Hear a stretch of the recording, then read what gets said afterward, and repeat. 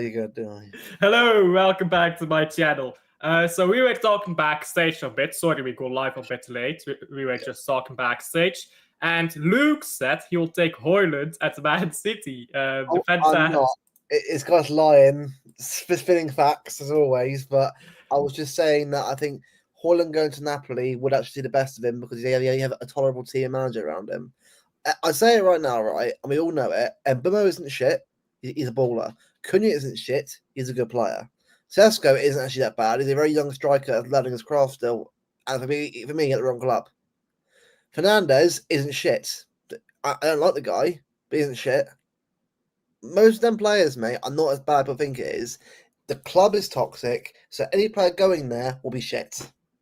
It's that simple. I think that this is what I think about Man United, all jokes aside.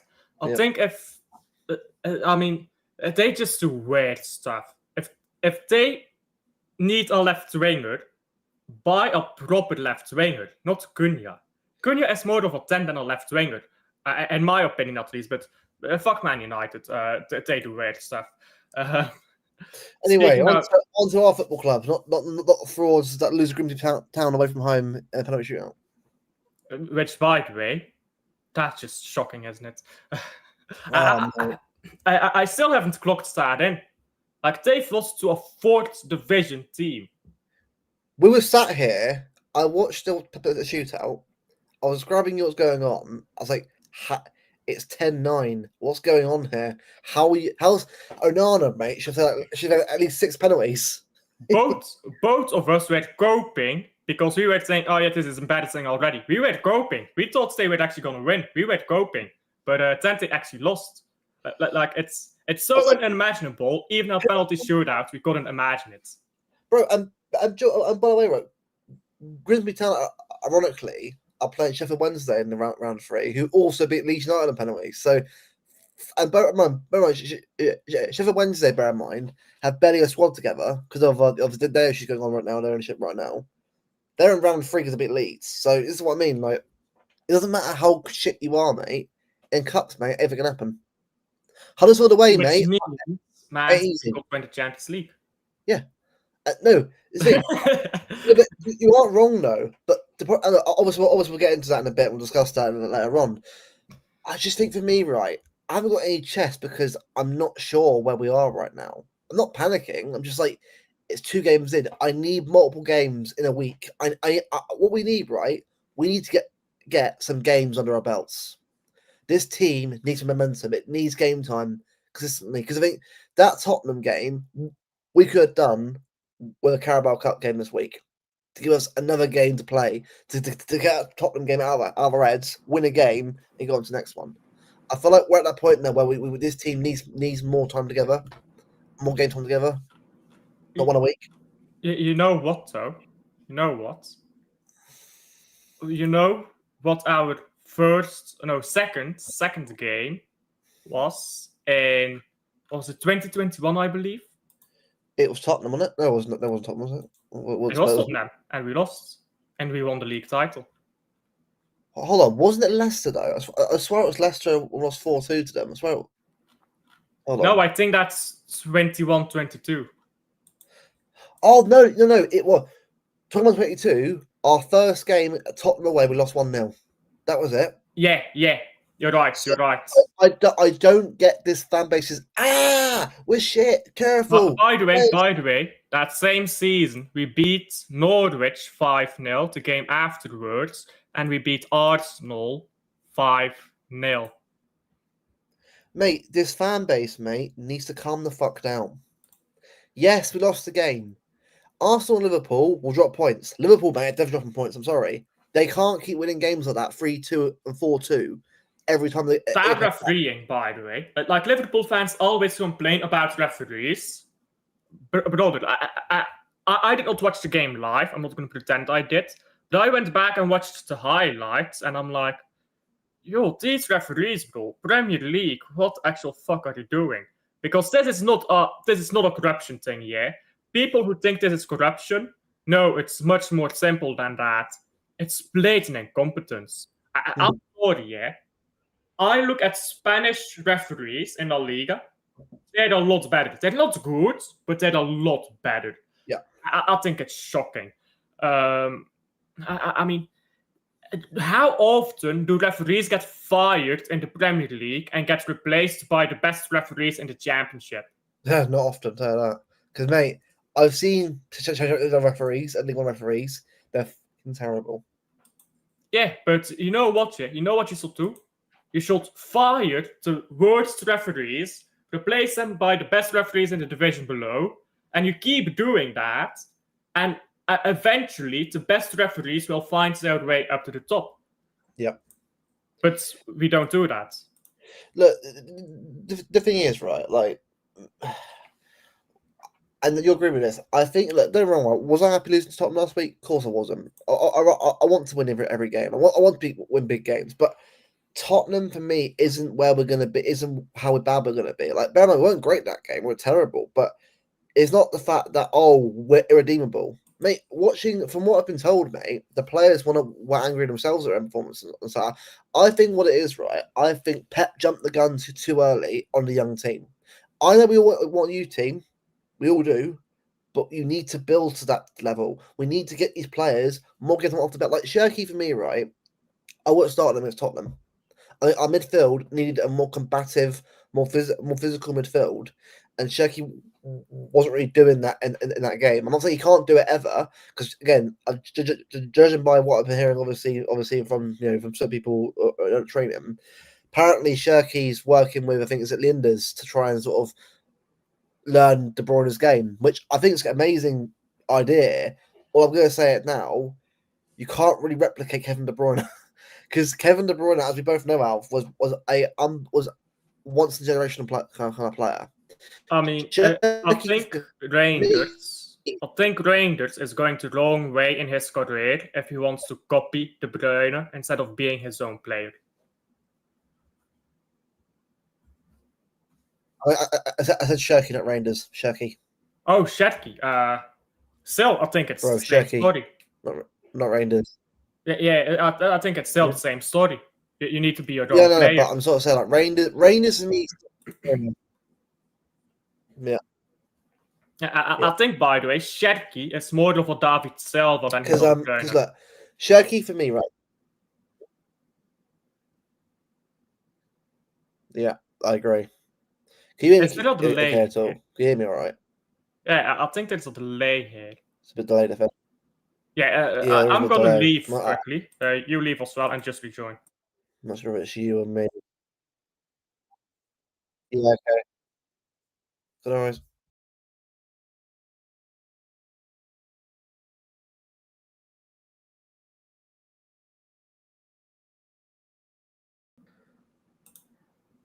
Okay. Right. Better. Yeah, there you go. We're back. Technical issues, guys. Technical issues. Yeah. So, you were talking about Shirky. I think he is more of a David Silva than he's on the Yeah. You are never ever going to replace Kevin De Bruyne. You know, I appreciate he's trying to get that level right, but Shirky isn't that level anyway. Shirky for me, right, has been made this player that always insane already. He's a good player, but he's still learning his craft still. He's very young, mate. Like the guy, mate, is already brilliant for his age already. We know it. I've seen it for France, also for us as well, a little bit as well.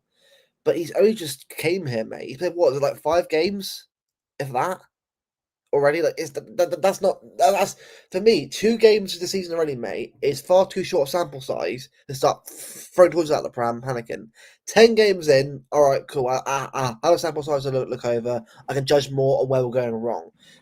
We beat Wolves 4-0, lost Tottenham 2-0 at home. 2 contrasting results. Performances one wasn't brilliant, one that was crap. I can't sit there and think, oh, we're shit.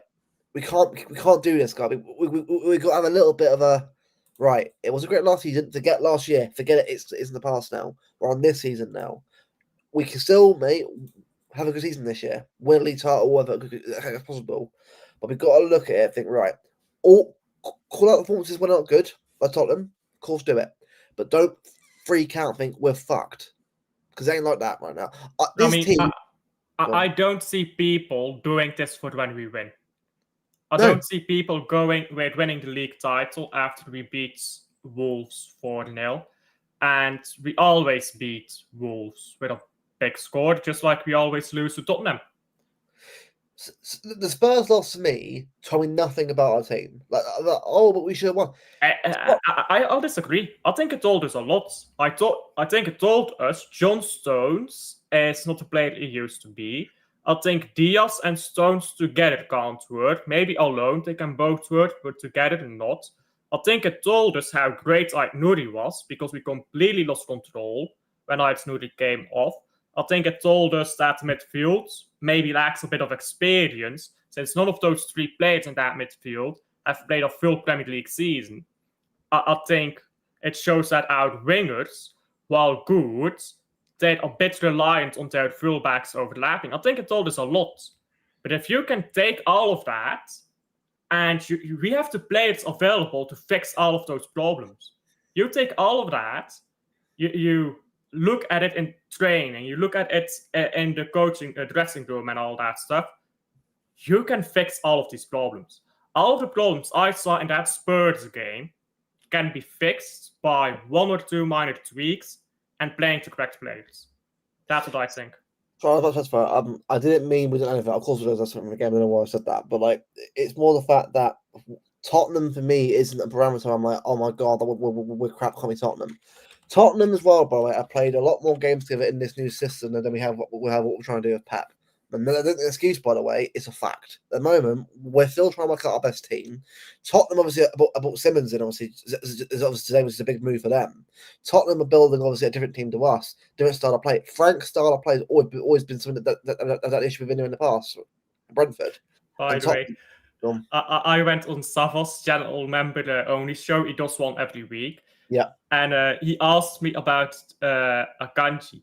And I said, I hope he goes to you guys because he's a passenger, and that's exactly what your entire team is. And then I got cooked because we lost. Big up Sam about it. But the thing is, though, Tottenham, right? The thing is, right, knowing us, right, we'll beat Spurs at their ground. Because you know what it is? The curse is now switched over. It used to be Tottenham away, and it's Tottenham at home. So as soon as we beat Tottenham home, we can't escape Tottenham. So I can't ban Tottenham anymore. I can't until we beat him home and away. I ain't banning them anymore. I've got to see a double before I start banning Tottenham again. That's how I am. I think Tottenham. I mean, like when you talk about a boogie team or a cursed team or stuff like that, I think it's just pure chance. It's impossible to win 38 Premier League games. If someone tells me you need to win 38 Premier League games to be a good manager or something like that, you're just stupid. Let's be honest. You can't win all 38. And it's only happened once in Premier League era that a team has gone without a single defeat. You're going to lose games. I think with Crystal Palace, who's been a boogie team, I think with Tottenham, it's more down to chance, really, than just anything about the teams. I think it's just we have bad luck against them. Our finishing sometimes just isn't there. Sometimes we just have a bad day to wrong place. I think Ait Nouri, I said this backstage, Ait Nouri plays that entire game. I think we battered them. I think we were great with Ait Nouri. Sometimes it's just bad luck. Luck has an effect in individual football games, but the more games you play, the less the effect of luck applies to each game. That's why a knockout competition, you don't need to be the best to win it. But a league title, the effect that luck brings on a league title goes down and down because you get more and more games. That's what these one of the games, I don't think they say a whole lot. That's why I always say the first 5 games don't mean anything. And if I say that about beating Wolves 4-0, I got to keep the same energy with losing to Spurs.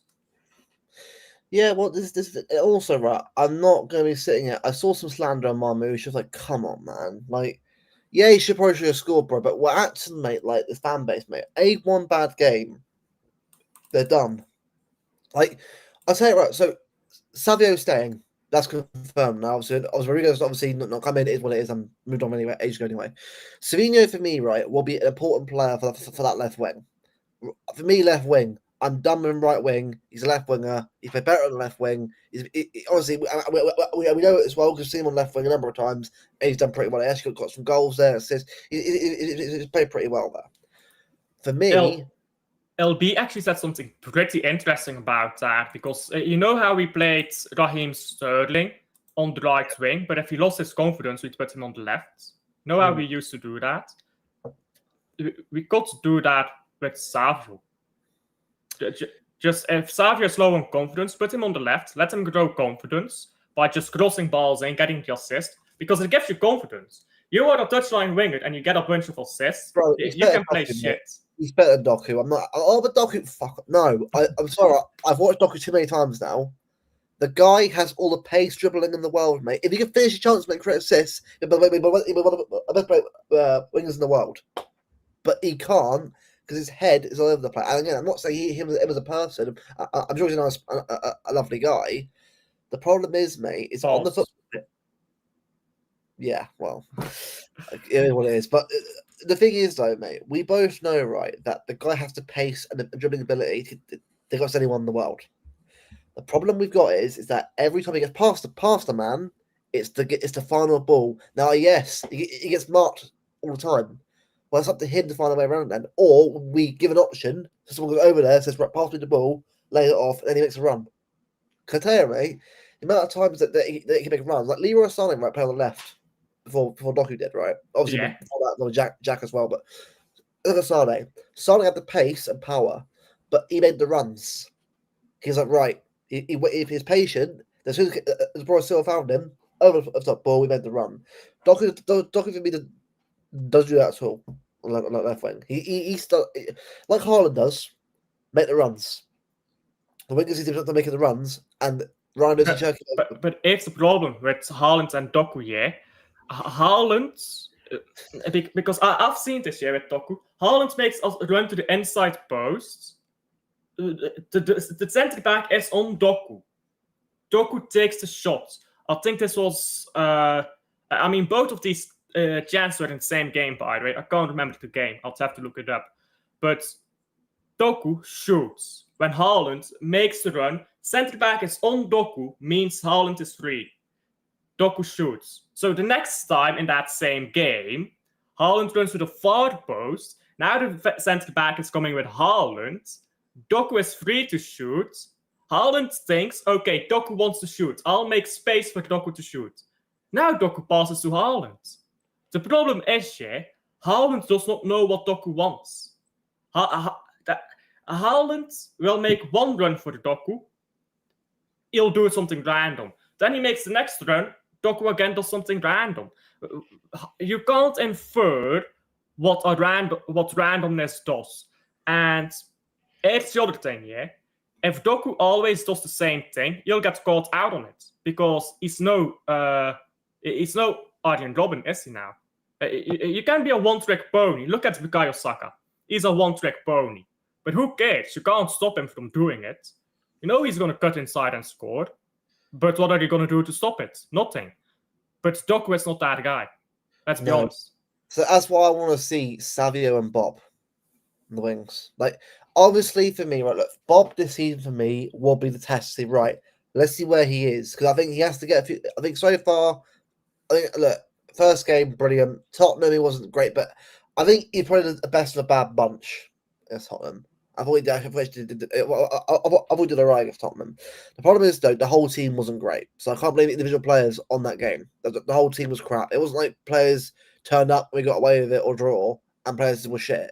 It was a whole team collective shit show. So I've got to see Brighton Sunday. I'm going to the game.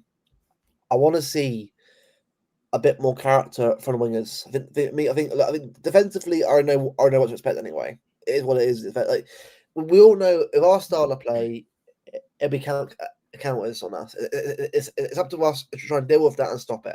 Keeper, Trafford Anderson, or Donnarumma. I'll be real with you, mate. I'm sorry. This transfer bullshit has gotten boring to me now. I honestly, like you, bro. I don't care anymore. Like, it's the most regurgitated stuff ever on Donnarumma now. I'm praying for Donnarumma, but no. I'm praying on it. I thought it would happen. I really did.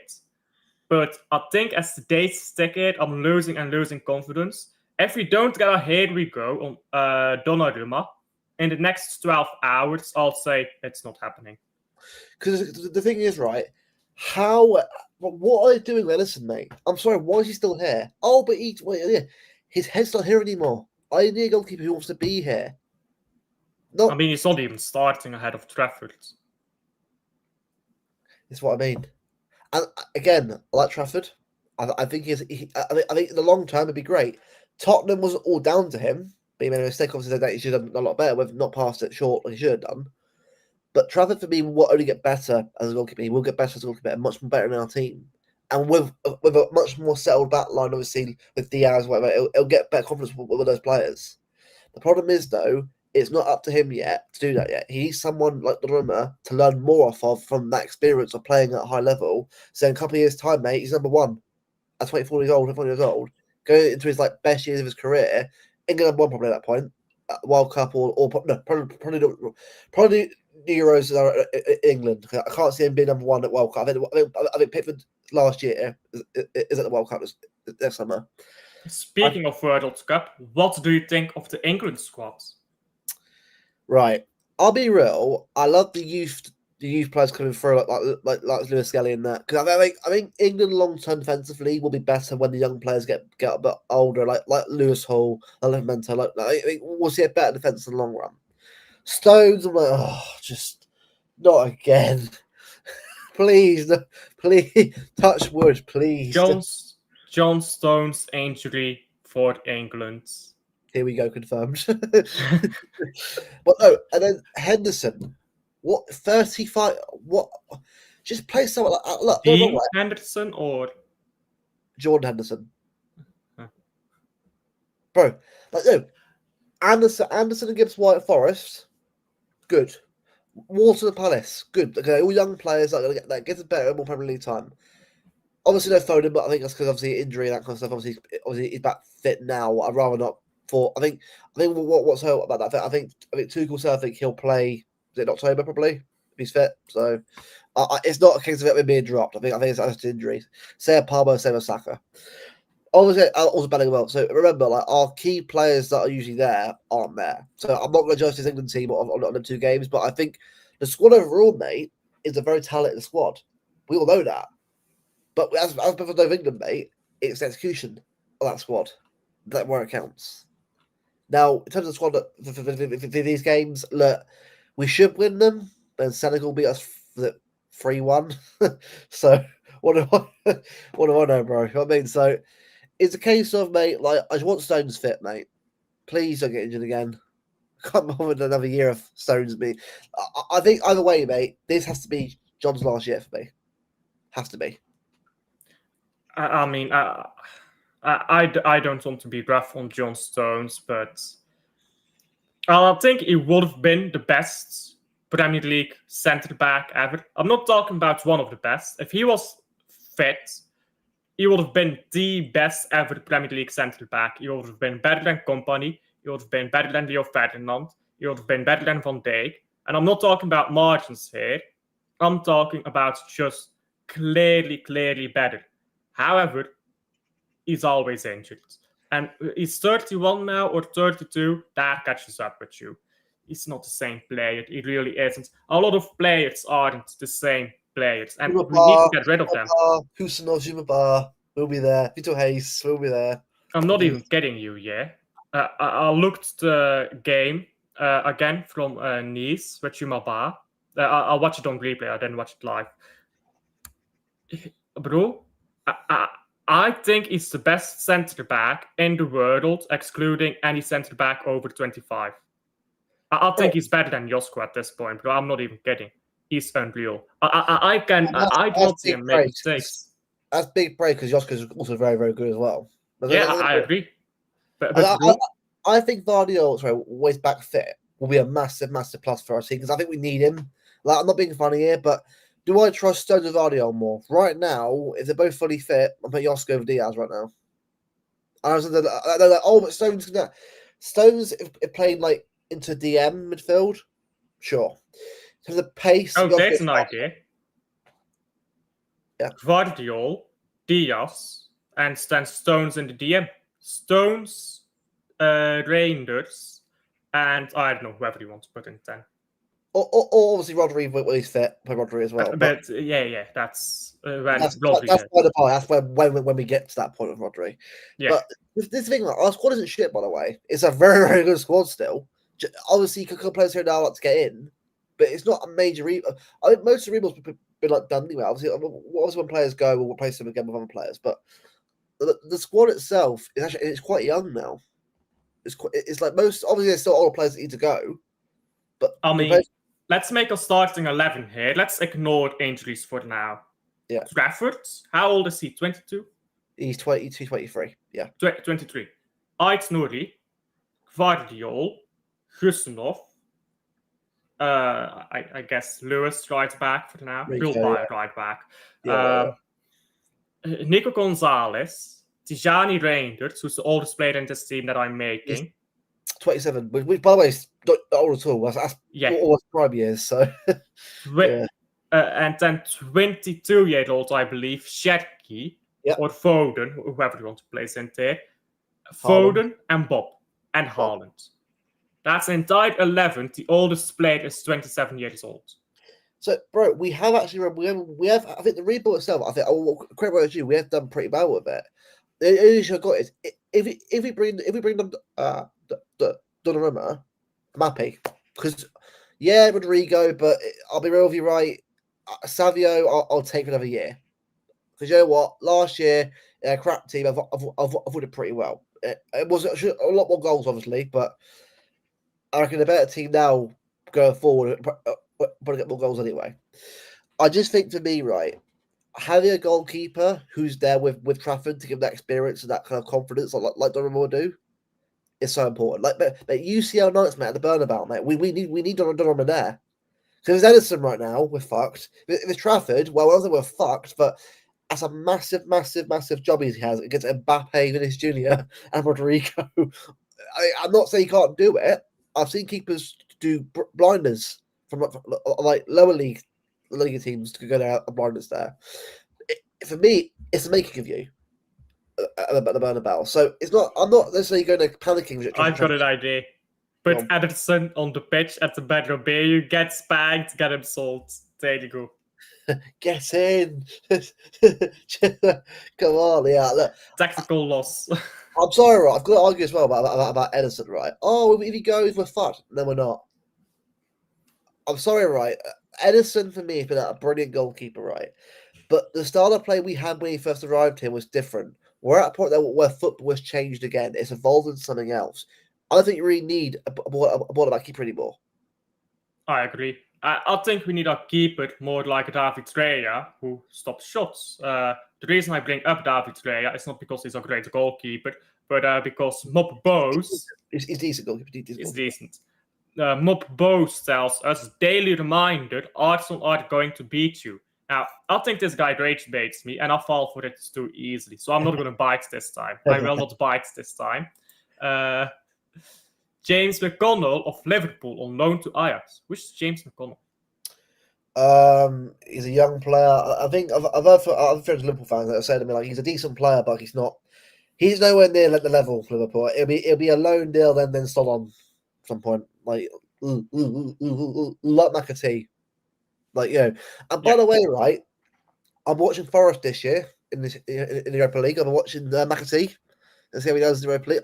Honestly, right, seeing like 8 or 9 English teams in Europe this year is quite cool. I get to sort of see different teams and like see how they're going to do. By the way, Voltemade I'm sorry, right, that is the most obvious Bayern Munich transfer in 3 years' time I've ever seen in my fucking life. I think Voltemade is brilliant. And Voltemade wanted to go to Bayern Munich, by the way. I agree. The board... Yeah, at some point. He will. Yeah, the board of... who was it? Was it Freiburg? Also, was it... Stuttgart. Yeah, Stuttgart. I think... well, I don't think. The board rejected the offer. And Voltemade wanted to go to Bayern. No way he's gone to Newcastle. Because he's looking at Newcastle right now and he's thinking, oh, they're losing a lot of players. They can't hold on to their players. You know what? I go to Newcastle. I can go to Bayern München in a year or two. Look, and Newcastle, right? Massive respect for how bear in mind, look, to get UCL football right again and a cup last year was incredible. I think that Walter Mane and Larson, to get Larson as well, two strikers like that, you replace Isak pretty well there. I think. I'm not saying he'll get the amount of goals, but I think both together will probably get the same amount of goals together in that kind of They'll get more goals than Isak. I'm putting that out there now. Ooh. I mean, the team has gotten worse, to be fair, but I think he'll get the same amount or more goals. I think with Newcastle, for me, right, I look at the team, right. For me, the keeper ain't good enough anymore. Pope's fucking done now. Newcastle need an elite goalkeeper. Now, I think, right, Joe would a good move if Newcastle had a great at Liverpool. Saying to Liverpool, Mamardashvili, please, on loan for a year. Because why would he be? He's a bench player for what reason, right? He's too good for the bench anyway. He is. How will they get him over the line? Isak, right? Please, please, sir, we need a goalkeeper. I think right back, Livermento's been very good. I'm enjoying watching him play as well. I think the fullbacks to me are perfectly fine. Lewis Hall, Livermento, both good fullback, both do a good job there. I think they're both perfectly fine.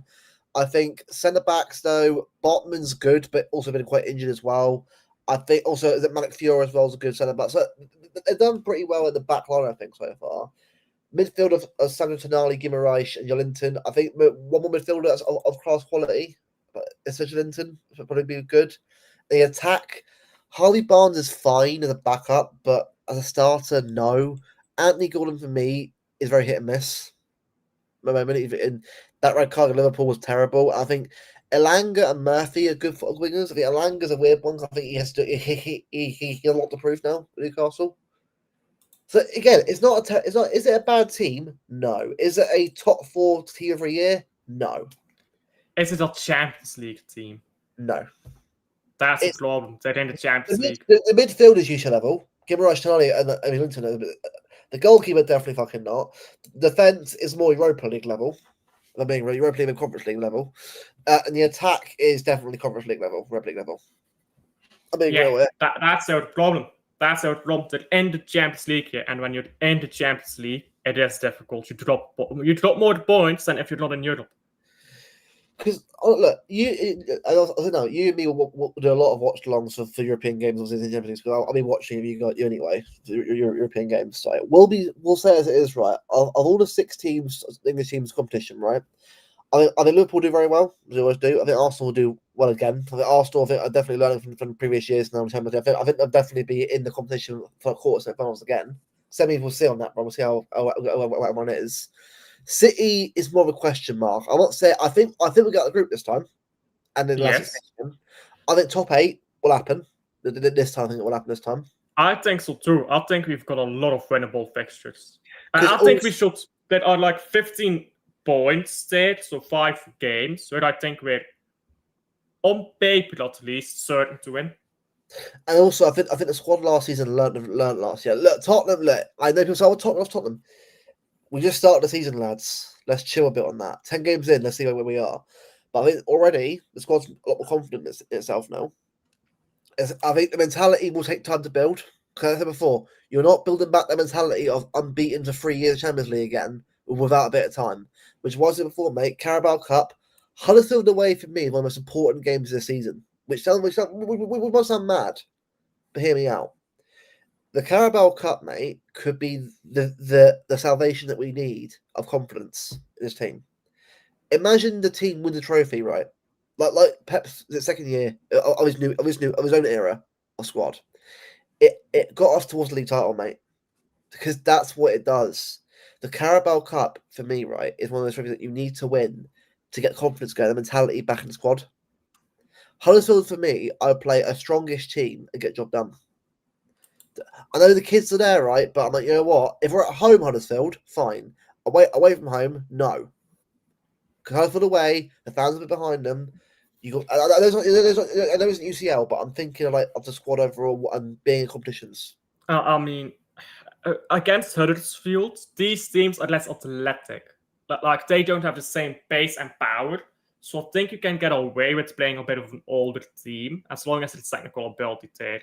If you play Bernardo Silva Gundogan and you put one engine in there, say you put Tijani in there to bring the energy, and then you play Stones and you play maybe Husanov with him, and you play Nunez at right back. If you play like one old player, one young player each time, I think you can get away with that with a team like Huddersfield because they don't have athletes the way they do in the Premier League. I mean, the Premier League is just so. I mean, the level is so high for technical level, athleticism, just strength, intelligence. The Premier League level is so high on everything. In the Championship, that's a big drop. And just in the English footballing pyramid below the Premier League, that's a big drop, especially in athleticism. I think it's the biggest drop. So you can get away, I think, with playing older players. Yeah, I think the fan base this year, mate. I think we have to kind of go. This is a new for me, mate. It's a new era. This team is a new. Certain players are still here, but it's the start of a new era under Viana. New way of doing things now. I'm going back, mate, to the 17-18 mentality. I want every trophy, mate. I want to win them all. I'm not. Oh, Carabao Cup, forget it. No, not anymore. We have to win stuff again. For me, Carabao Cup is the biggest cup. Because you sound mad, but you're not wrong either. Because if we win that, mate, and we're in a hunt the FA Cup, League Cup, Champions League, and the Champions League, mate. I'm just saying it can happen. I'm not saying all four, but I'm saying that we're in the conversation already for everything. Everyone's down on us right now, and I think rightly so because of how bad last year was, and also the Tottenham game. But but if you want the confidence to get the team back up there again, we gotta just have a bit of belief in ourselves. So I think the fan base also needs to be belief in itself as well. It really does. It's been negative probably the last few months anyway.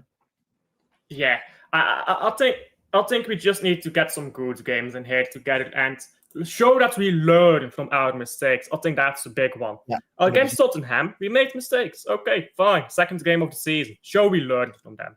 We play Brighton now. Did we learn from these mistakes? Are we going to play Ake left back again? I'm sorry, Ake doesn't have the pace there or the energy or the forwards going to play that system. Are they going to Riley there? I think he can do it. I'd rather have him in midfield. I prefer O'Reilly there. O'Reilly's he's taller but a lot quicker. A bit of play. I think I get with Pep. I get you want experience on it, but Ake for me isn't that guy left back anymore, and that's perfectly fine. He's a good centre option. I'm happy playing centre back, but give him Spurs. Fair enough. What Kanji Ake? Fuck off. Get out of it. All right, fair enough. And so what? Are you using Jumabar, Reese, and Hisvanov as like the three players to replace the three going out? The Kanji Ake zones. Well, I think we only need 4 centre backs realistically. If you have Gvardiol, Husanov, Jumabar, and I'm guessing Diaz will stay for a while, I think that's enough because you're going to have a specialist left back. You're going to have a specialist right back. You're going to have backups to both of those positions. Then I think you don't need that 5th centre back there. But it's good to have one on loan, like Victor Hayes. Get the experience up. And if one of our centre backs gets injured, you can bring Victor Hayes back from loan. That's the thing. So I think that's the way to go about it, in my opinion. And when Ruben Diaz leaves, because he'll retire at some point, or he'll just be sold, whenever he leaves, Ruben Diaz, you go get a new young centre back, loan him out, and if it's a centre back injury problem, you can bring him in. But I think if you have 4 players in one position and you get 3 injuries, I'm sorry. If you get 3 injuries to one position, there's nothing you can do about that. Just a quick question, mate. This is a bit back to Newcastle a little bit, right? If they signed Wissa and Larson with Voltemade, would that be already a big improvement in their attack? Just because I think if they get Wissa in with Larson and Wolves, I think that's two players that can definitely do a lot of. It's the problem with Wissa. I think Thomas Frank is such a top level manager. I think people don't get it here because he's not won a trophy. Okay. He will. He fucking will. Tottenham. He will. I think he will. I agree. I think he'll win a cup with them. I think he'll win the FA Cup, to be specific. Definitely, I thought so. And I mean, Pep Guardiola didn't win a trophy when he made his debut, so I mean that's just redundant, isn't it? But I think he's a top-class manager, and he understands strikers. I think if you want to become a top-level midfielder, you join Pep Guardiola's team to become that top-level midfielder, right? You've got evidence that it works. You've got Busquets, you've got Kimmich, you've got Rodri. Three of the most excellent sixers in football history. All three of them, yeah, Kimmich, Busquets, Rodri, all three of them are in GOAT debates for defensive midfielders. All Pep Guardiola products. Yeah. If you're a defensive midfielder, you go to Pep. If you're the striker, I think you go to Thomas Frank. He's gotten random-ass strikers. Who knew about Ivan Toney and Wissa before Thomas Frank? Let's be honest, these are random-ass strikers. Thomas Frank gets his hands on them and makes them quality strikers. Now you give Thomas Frank a top-level striker, he'll make a beast out of them. I would take Thomas Frank at Man City, because you know what, yeah? You give Thomas Frank Erling Haaland, he's going to make R9 come back to life. I'll tell you, this guy knows how to work a striker. I think we need to get back to playing pressing football. And I'm like, but we play Pep all this long. Look, the Pep era has been a phenomenal era. Forget the years weren't great. It is what it is with that. What he's done, mate, to revolutionise English football the way he's revolutionised it 2 or 3 times is unbelievable. Oh, you're going to Brighton, by the way? Huh? Someone puts in chat you're going to Brighton, right? Brighton away, yeah. On Sunday will be it. Oh, big up, enjoy the game. Yeah, no, I'm looking forward to it. I'm kind of like, with me, right, last time I went to Brighton, we lost 2-1. So obviously, I think that was when I was You're the problem. Yeah, it's me. Sorry, guys. We're finished. Sack Luke. Hey, Oh, Luke, can you be a Man United fan for half a season? No, honestly, No, you'll get them relegated, though. I can't be a United fan, mate. It's disgusting. Be a plastic United fan for half a season. You'll get them relegated. Do it for the greater good. You'll get them relegated. It would actually hurt me, mate, physically in my own life to be no. I would, mate, even for like football, I hate Man United. Yeah, you know what? Yeah, I got a Man United pillow here because my mom took the proper piss out of me because I told her for my birthday I want a Man City pillow, and my mom is a Man United fan. You know what she bought me? A Man United pillow. She took the proper piss out of me. Oh my god! And I think I must have been 13 years old then. She took the proper piss out of me. No, look, do you know what it is, right? I'm just for Sunday. I'm not worried. I'm looking forward to it because the way I look at it, right, there's no point of panicking. If we lose Sunday, right, it's not great. But I never said about this year with the league this year. I said I want to compete this year. I think the league title for me. What last season, how bad it was, we've got to rebuild confidence back up again. Build the home form back to the level it was. Because mate, at home right now, mate, teams come to us, mate, go for it. We've got to get back to us being feared again. The fear factor has to return to the club. We've got to do that. We've got to punish teams when we chances to do that. So Brighton on Sunday, you get a chance, bury it. I agree. We get like a 5-0 win on Sunday, mate. I'm not saying that'll happen, mate, but if we do, if you go like that, that'd be unbelievable. You know, 4-0 against Wolves is Wolves. But if you bet Brighton 6-0, imagine the oh shit, okay. Do you know what I mean? Yeah. You know what, this year, to come on to your earlier point first, I'll talk about Brighton in a second, but with Man, let's say last season here, let's change last season. Let's say we got knocked out in the round of 16 to PSG instead of to Real Madrid in the knockouts. Let's say we won the FA Cup final and we finished second with 80 points. Nobody will be complaining. No. But the problem is, it's not that we lost, it's the way we lost. There's a way to lose. A funny example about a way to lose. Rangers. You know I can't keep a whole stream without mentioning this. Rangers did not know the way to lose. 9-1 is the biggest defeat in a qualification playoff tie in Champions League era history. It's a bigger defeat in European Cup, but Champions League era specifically, biggest defeat in the playoff for the qualification. There's a way to lose. There's a way to lose. Rangers did not find it. Man City, over the whole season, did not find it either. We were so inconsistent. We had that 1 in 13 run. But if you go from January or February, I think it's from February, on to the end of the season, we were the most informed team. So, okay, that's not a trophy. What a trophy, I know.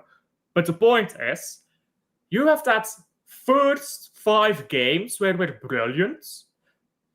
Then you have 1 win in 13, and then you have the best points from February on to the end of the season. Like, that doesn't make sense, does it? No. So I think it's just the way everything went that makes the season worse. And the cherry on top is the FA Cup final. I don't know if you agree. I think we clicked our gear up when we lost that FA Cup final, fan base wise. I think the fan base was angry when we were before the FA Cup final. After the FA Cup final, the fan base went to absolutely rabid. By the way, just a quick one, by the way.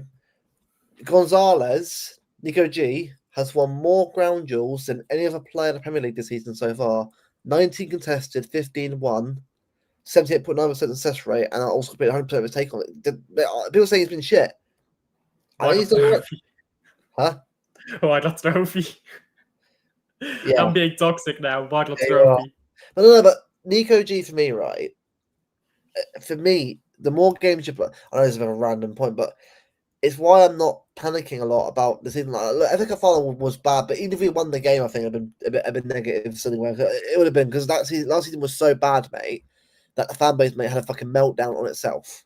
It was that, but like, bro, you know, like that 1 in 14 run was the most disgusting, awful time on Twitter. It was honestly awful. Like the anger and hatred of vitriol in the comment sections, mate, on the shows, even other creators, mate, it got out of control, massively out of control. So I want to see a little bit like, let's say we do got a run of mate of games, unbeaten run of wins and that. Let's say we go about a 15 game unbeaten run, mostly wins, a couple draws here and there. Yeah. Will the fan base, will they still be negative? Just wondering. This fan base will be negative until we win either a league title or the Champions League.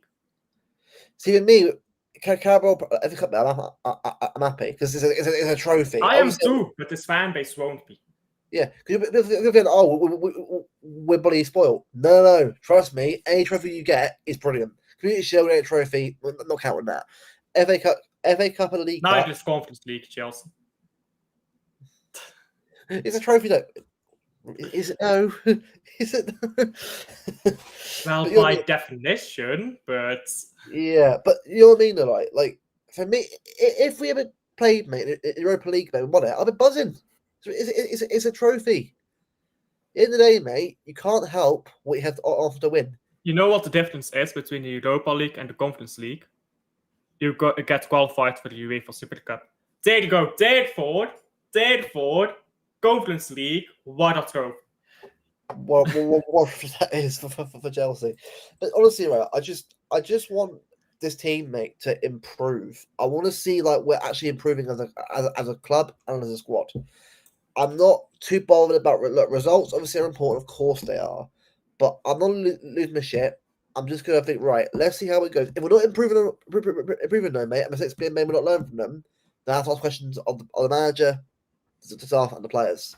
I mean, listen, I'm not making any big statements right now, because if I go around now and saying everything is fine and we're gonna cook, and then we lose our next 10 games, I look like a right old idiot. Yeah. On the flip side, if I say we're fucked, we're doomed, we're not going to win anything, and then we win the treble, I also look like a right old idiot. So I think it's too soon to make these calls. Yeah, that's what I said before. Like, we're both here analysing. We're like 2 games in. Let's see what happens in the next 8. I think after the next 8, and by the way, not the league, all competitions, I'll then have a look. Because 2 games isn't enough time for you to know anything. Forget the game against Palermo. That's a friendly. It was cool. We won the game, but it's Palermo. It's not the people that we're playing against all the time. We for me, Tottenham and Wolves are both games that learn a lot from both games. Good side and bad side, which is, in a way is good. It's good for long term. Brighton needs to be a learning curve for the whole team. If we go there and we're like 3-1 or 3-0 or 2-1, it's a win. I don't really care. If we show a bit of character, a bit of fight. Yeah, I agree. By the way, Hickey here puts in chat. Do you mind if I send Matthijs the link, by the way? He's asking for it. Yeah, I always ask my guests first if they mind me sending the link. But yeah, Erdal Hickey asks, will you ever call out the board? You probably don't watch all my streams, so that's fine. But I do call out the board on Livramento, or any right back, really. We should have gotten a right back. The board fucked up on that. And now, I don't know who specifically it is in the board. I'm assuming that's on Viana. I'm assuming Viana decided, let's not trigger the release clause on Livramento. There was a release clause. He decided, let's not do that, despite the fact Pep Guardiola wanted him.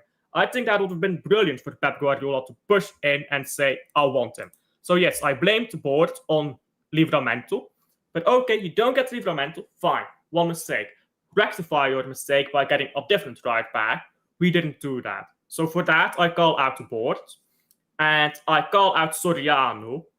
I will. It's not certain yet with Savio.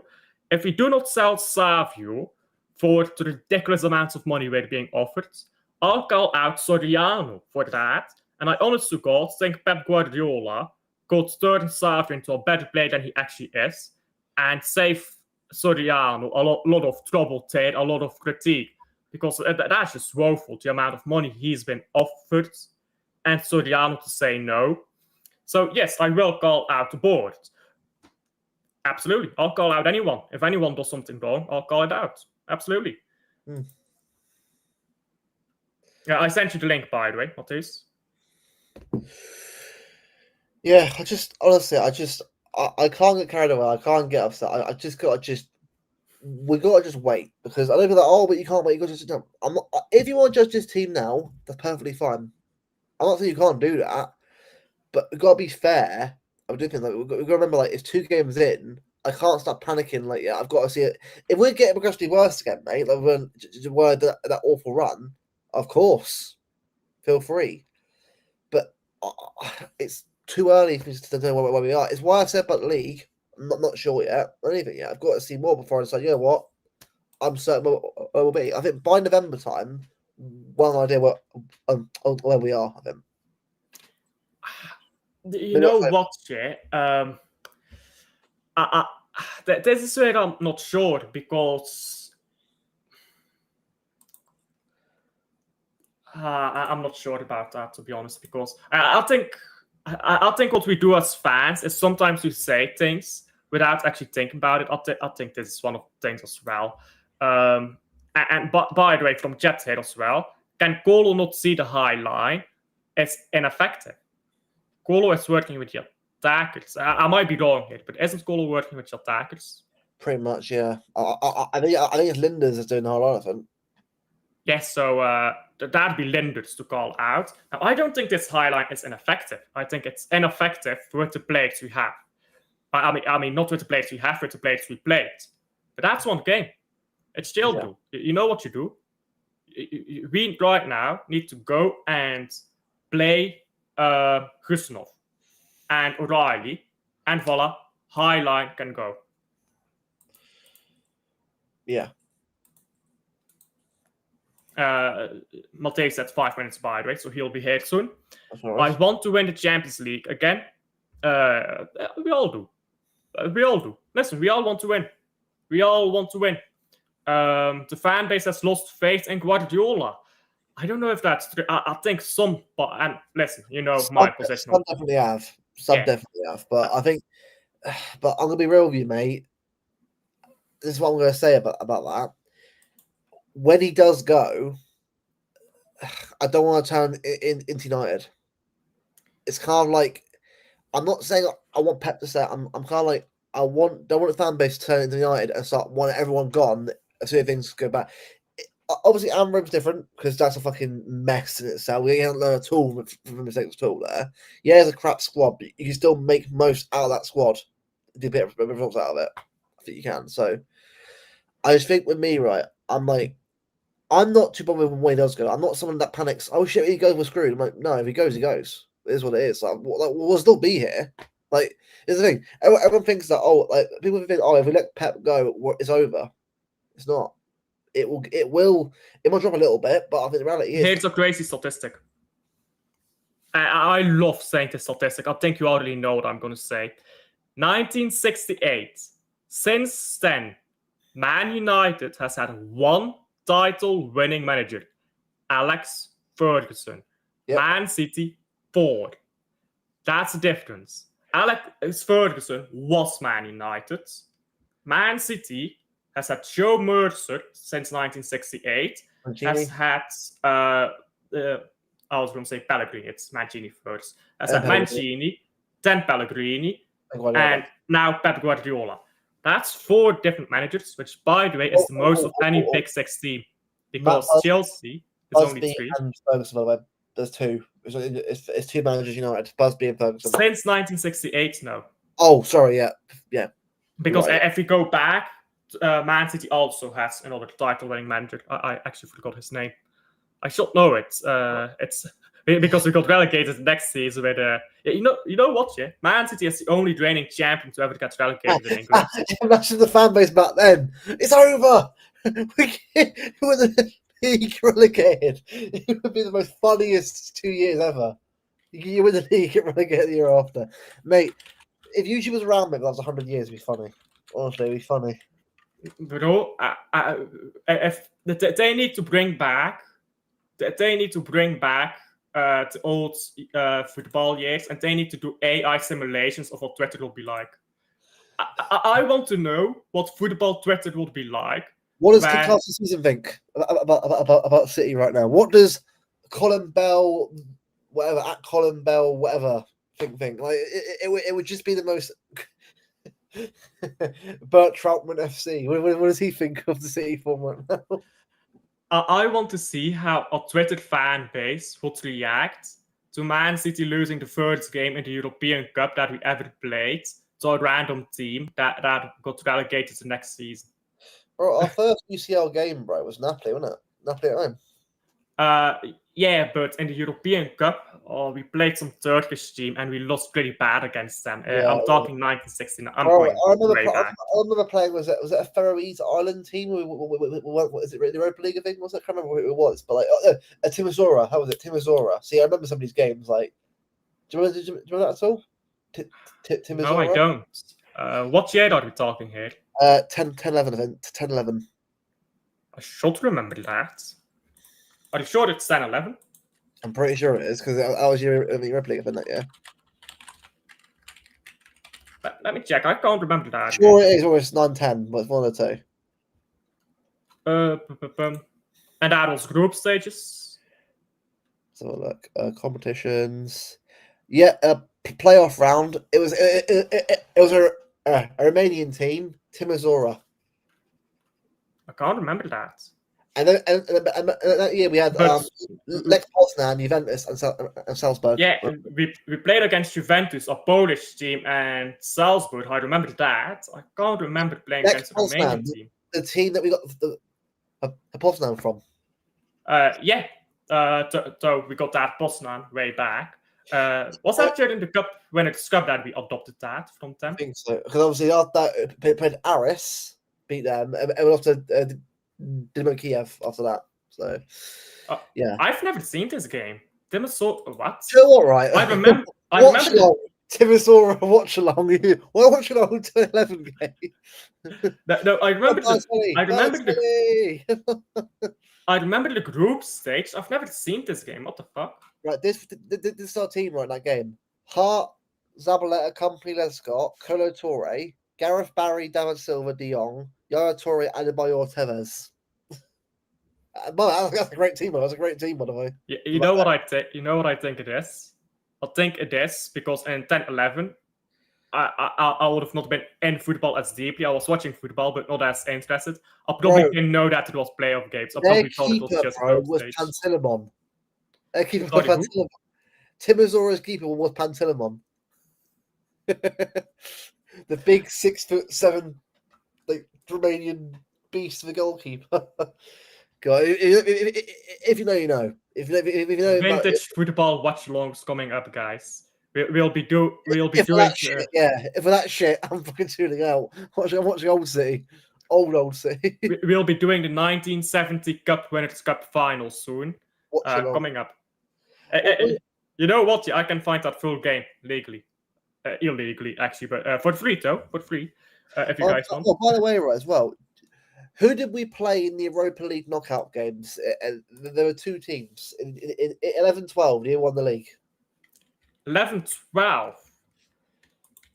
Oh, There were two Portuguese teams who played in the Europa League. It wasn't Braga, was it? No, wasn't Braga. Oh, I'm trying to think right now. We played Braga. I think we played Braga at some point, but it wasn't that year, was it? No. All right, boys. Porto? Yeah, Did we play Porto? How are we? Good, yeah. Porto and Happy Friday. Happy Friday. No, see what we're doing, bro. We're instead of talking about we're having a chat about Old City, 10, 11, 11, 12. Are you talking about the sporting when we got knocked out? Joe Hart at the end. Oh, it's just do you know the mad thing is, yeah, we lost 1-0 away, and you're like, okay, we're gonna do them at the Etihad. Not only Jan now. Bro, Van Wolfswinkel, man. I wonder what happened to him. What do you know? Like Norwich City. It's that year we beat Porto 4-0. Bro, he went to Norwich, then went to he's still playing, mate, at 20. He's still playing football still. Does he? Yeah. He's 36. Yeah. 36, man. It's that year we beat Porto 4-0. Yeah, and Helton in goal with Jogger Bottoms in goal. Remember that?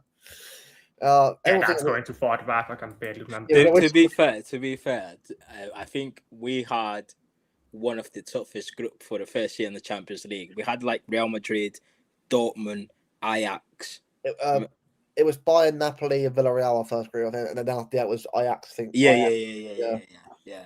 But that was a hard group. I think it was like the champions of all the leagues. Like, fair enough, bro. Napoli, Villarreal. We meet again. All these years later. Napoli will have a De Bruyne goal. Oh god. No, the Bayern Munich game was mad. It was absolute mad. Away from home, Milner winner away from home. Years afterwards, that was a mad game. Yeah. Honestly, right. That was when like none of us cared at all about winning it. We're just here. No. I don't think we had any sort of expectations. You know what I mean? Like, I feel like winning the cup and then the year after winning the league, Champions League, was just kind of let's just be there. bro, the fan base now, right? I've no idea, right, what it was like back then going into it. Like now it's like you think we win this? No. It's like this wasn't normal, but like you have to start off somewhere. Like, and to be fair, it wasn't actually a bad team we had. It's that Bayern was just an elite team. That was my first Champions League game ever for City. Was Bayern Munich at home. See, Napoli at home, was that the first game, wasn't it? Or was it? No, Napoli was the first. Yeah, I think it was first game, but I wasn't there. Corner free kick. Yeah, I remember that free kick. ITV watching that game. I remember that. I remember the commentary. That one was mad. Then we also played Bayern München, Roma, and Moscow. When was that? That was a couple. I think that was a couple years later. That was later. I don't think that was it. I think that was because in the second season we didn't get past the group stage. Bro, Moscow, bro. Remember that Kolarov free kick against Real Madrid and Nastasic masterclass at the back. Bro, Nastasic. Bro, you thought that Husanov, bro. Nastasic and Savic back. I think that was his best performance, Nastasic. Bro, I said about them were different compared to what we are now. To be fair, you know what, yeah. Back then you could get away with more. Yeah, exactly. Like the levels now are so different than what they were about like. We had like fucking David Pizarro. I remember we got him from a Villarreal. goal against Port. That was it. He got a goal. It was done. That was one of the cheekiest first transfer window at the time. Pizarro on loan, really? Of all the players to get in, Yeah, Madam Chilean from Fiorentina. he got Pizarro that season. I think he got it Maicon from Inter.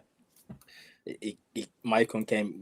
He was 31, 32, but then I think he got Maicon that season. Pizarro. I think we had Scott Sinclair. Rodwell and Sinclair. Yeah, we signed Sinclair in January. Yeah, it's because all of us forget that. Like Aguero was actually a Marwood signing. He wasn't actually a Majiki. People often forget that. He didn't join straight away. Anyway, enough from listening about good old times. But now on the current era of. What you make? How are you guys feeling about Brighton on Sunday? I'm not worried. I'm just it's game number 3, mate. I'm like. For me, right, Tottenham wasn't great, but again, it's more like it's Tottenham. And I know it's like it's one. The problem is, I'm 2 games in. I haven't got a sample size yet to decide where I'm at yet. I need about 10 games, not in the league, but all competitions to see right. Big enough sample size now. What are the issues?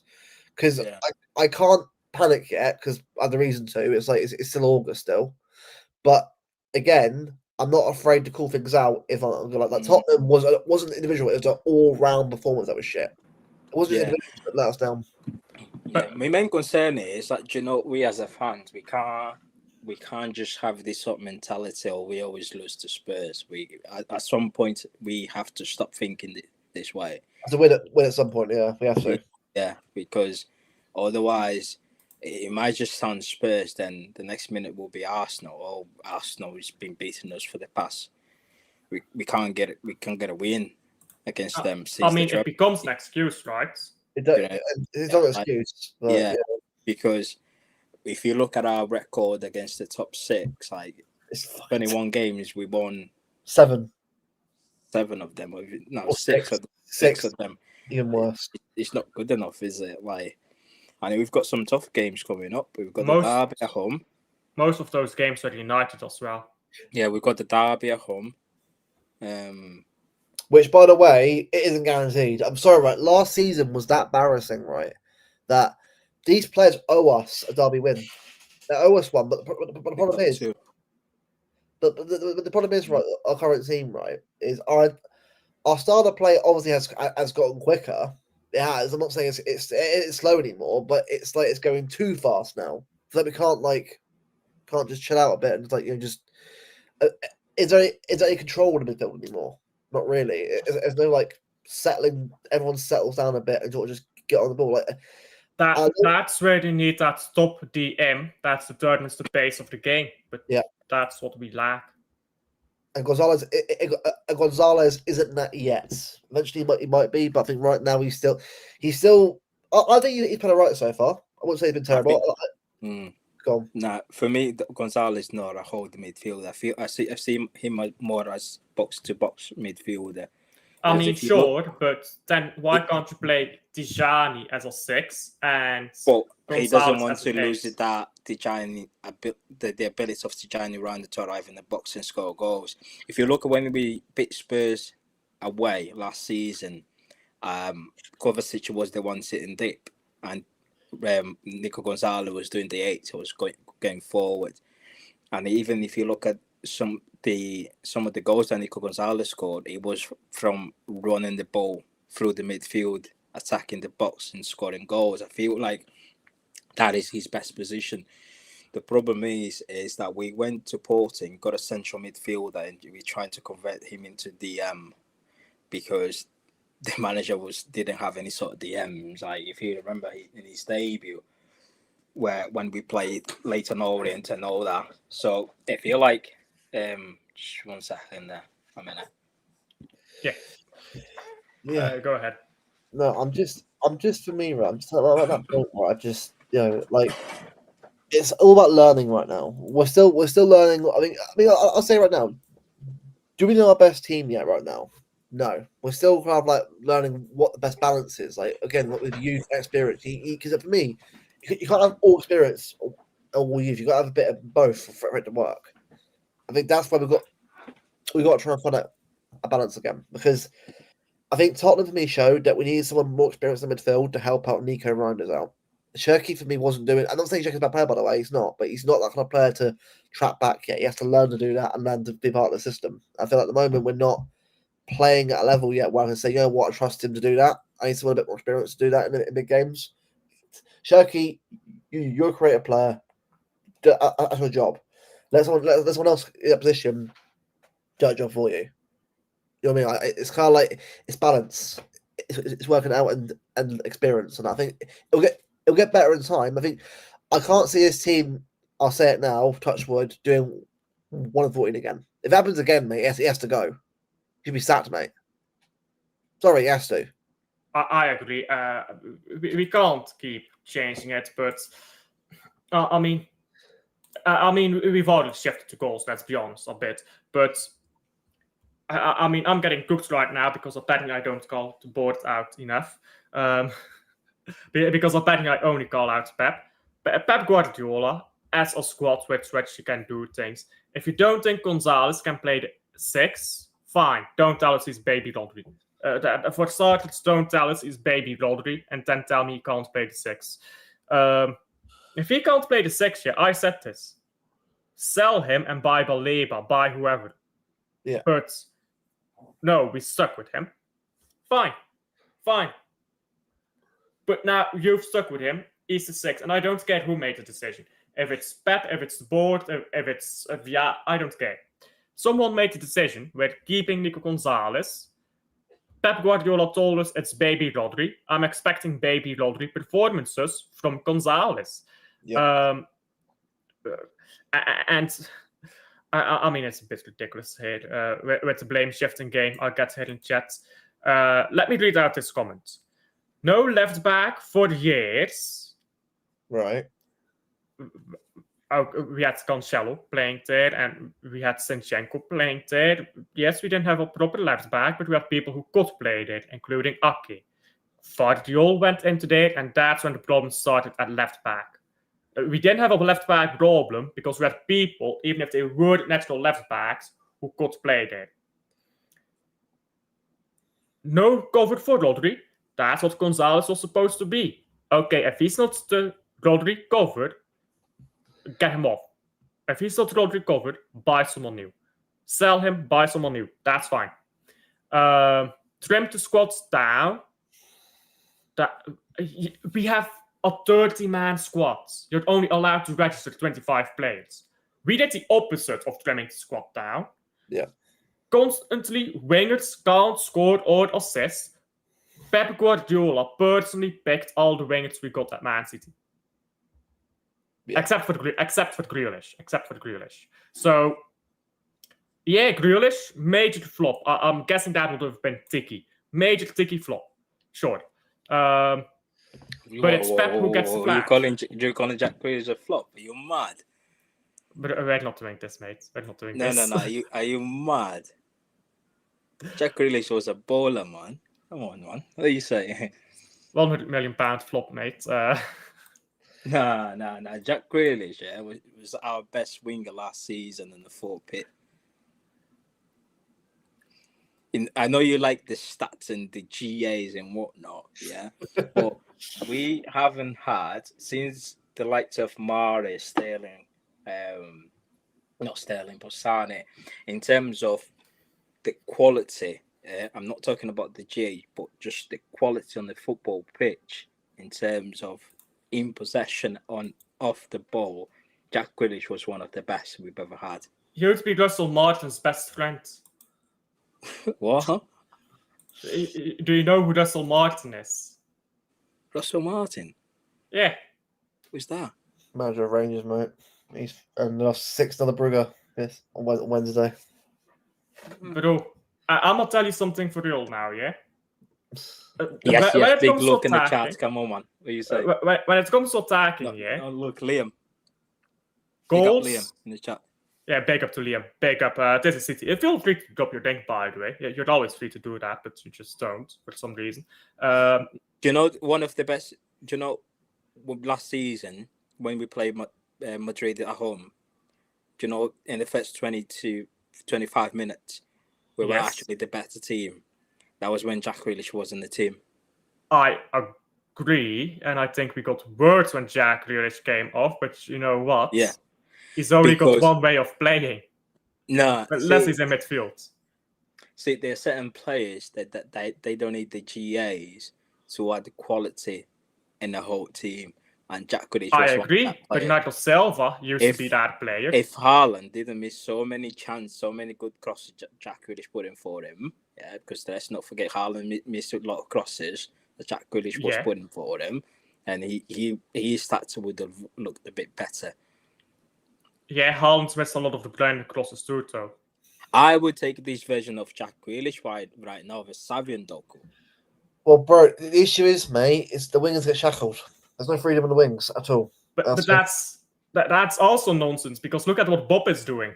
Yeah, well, that's what I mean. But that's not good enough for me. In my opinion, I feel like we shorten the attack.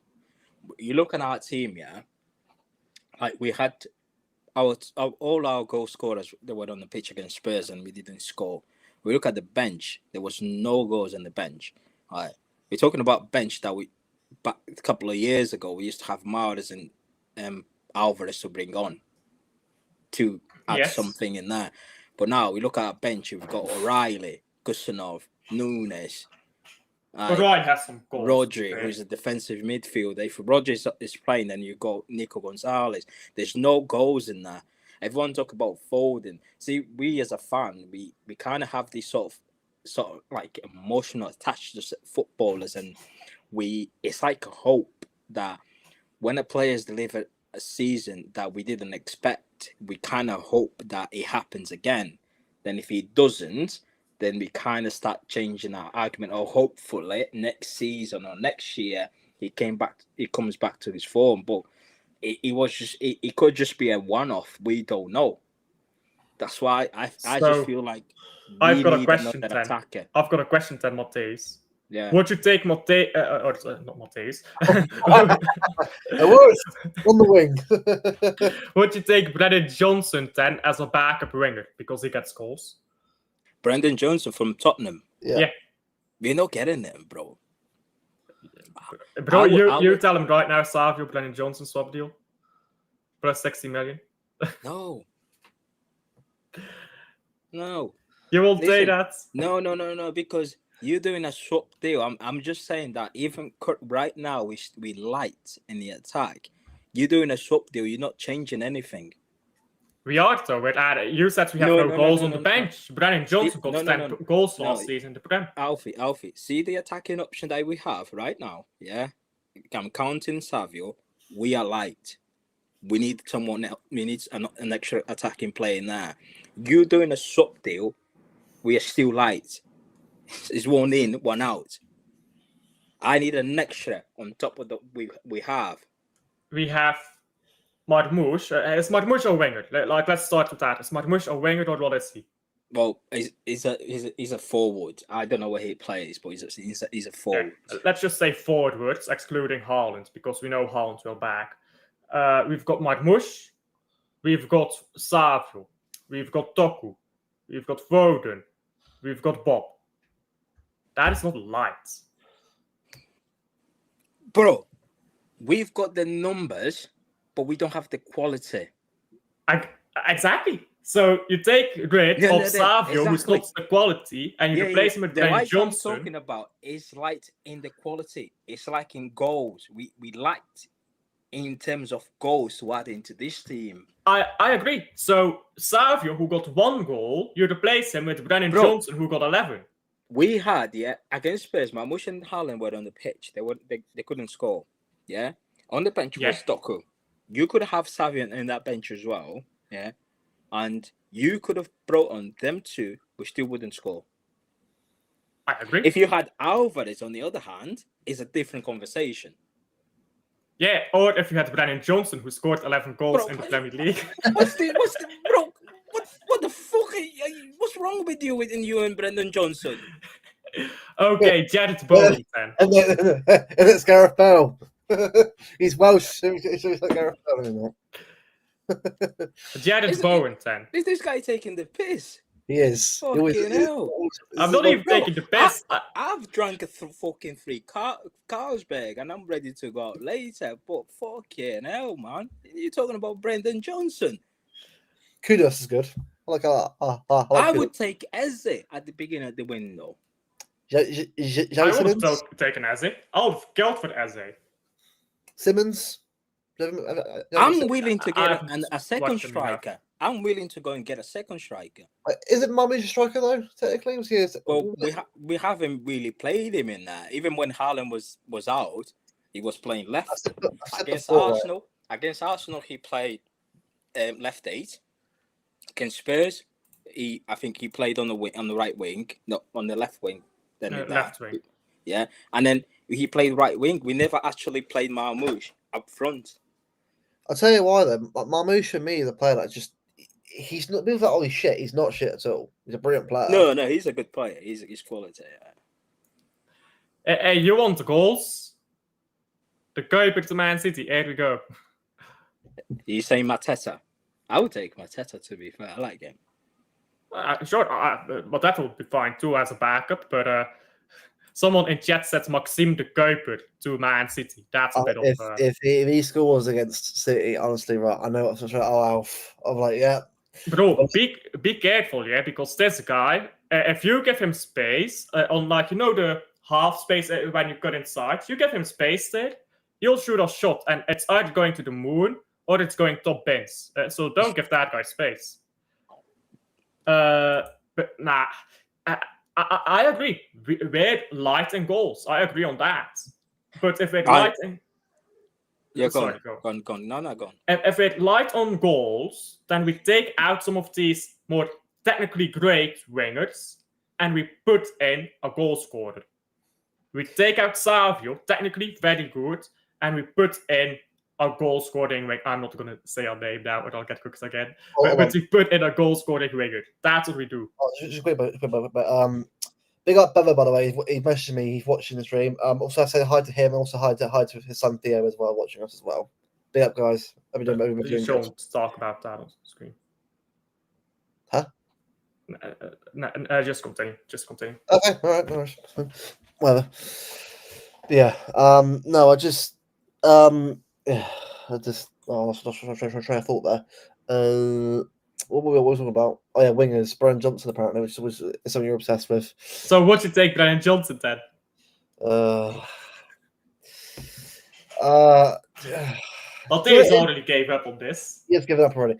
For me, he's not shit. He's a good player, but I think the problem is right that no one knows what they want anymore. They want an attacking winger, so they want a skillful winger.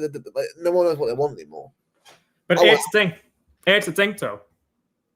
How many games of football have been won because you've got a better first touch? Now, how many games of football have been won because your score had a bigger number than their score?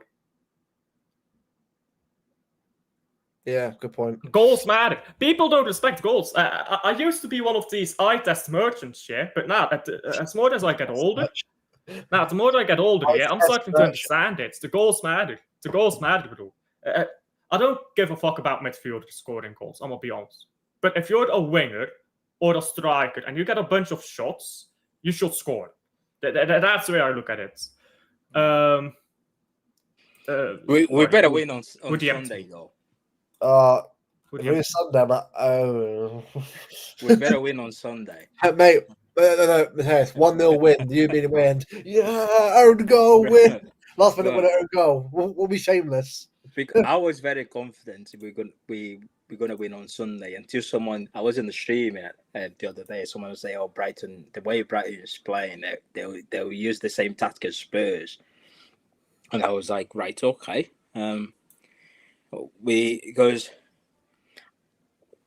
We should see this. The thing is, it's lower blocks. We have to figure out how to beat them, and we have to figure out how to stop the transition. Really, obviously, you won't stop all the transition throughout the game, but you kind of have to we have to sort that out really.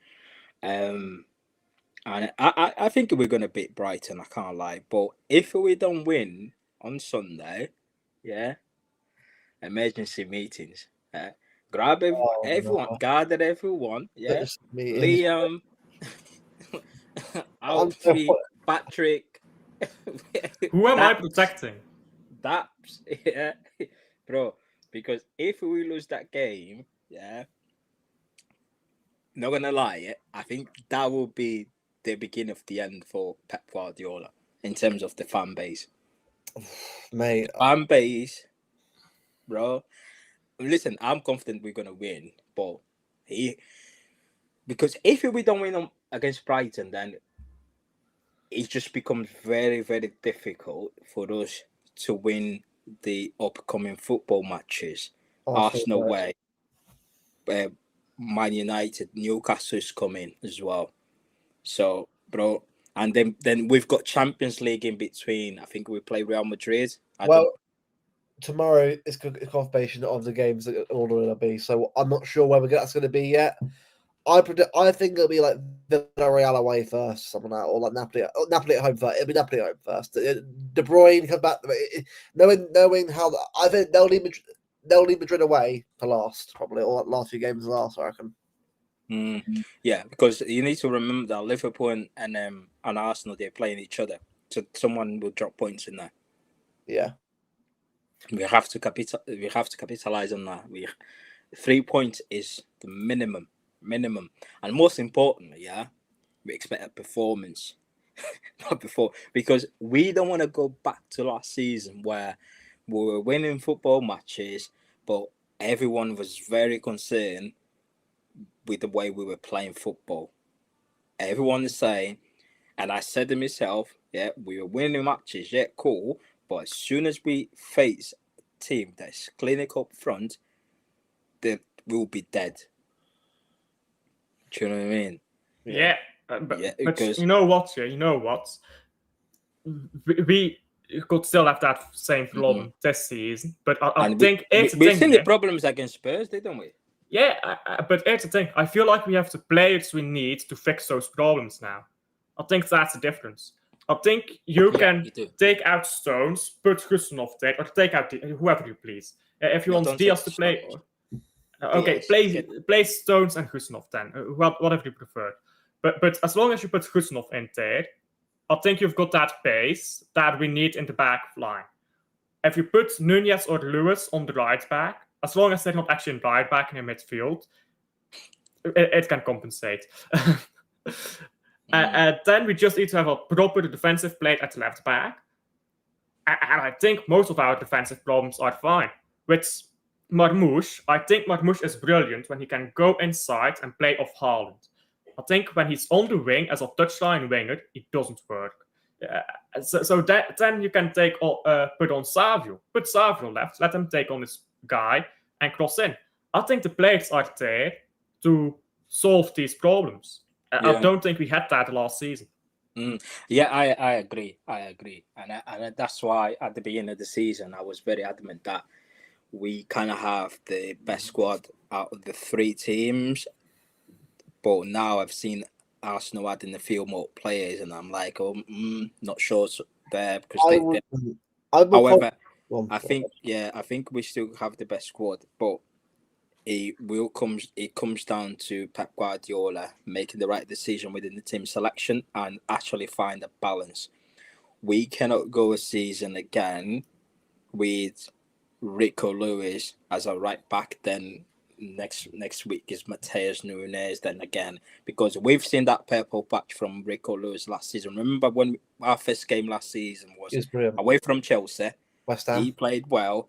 Everyone in the fan base was calling him Rico Cafu, Rico Lam, whatever all them crappy names you were naming him.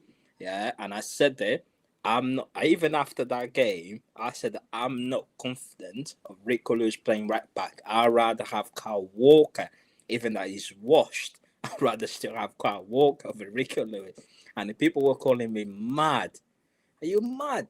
Rico Lewis has that position, make that position of his own. And I was like, wait until, he faced a proper team. I don't mind Rick Lewis when we play relegation side at home, where he can just do his own thing. But when it's teams that can play football, forget it, forget it, forget it. And I feel like with the players that we have, we kind of have to switch up the way we play slightly, because I feel like the players that we bought over the last 2 to 3 transfer window, they're more sort of transitional players, counter attack, rather than like possession based football. If you look at like, I was watching a few clips of Marmoush against Spurs.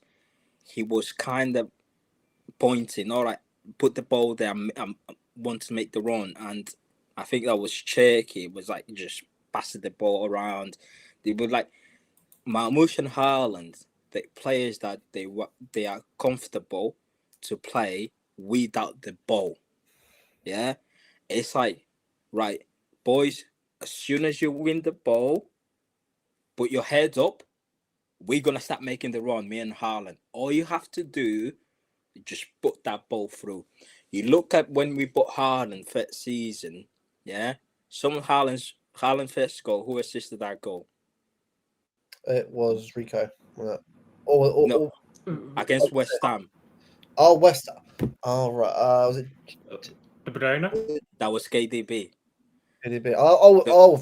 First games, right? I'm Yeah. thinking straight right. As soon as Haaland, because West Ham were attacking us, they had the Hold on. ball. But wasn't his first goal a penalty? Penalty. Oh, they actually goal. Yeah. So as soon as Penalties aren't goals then.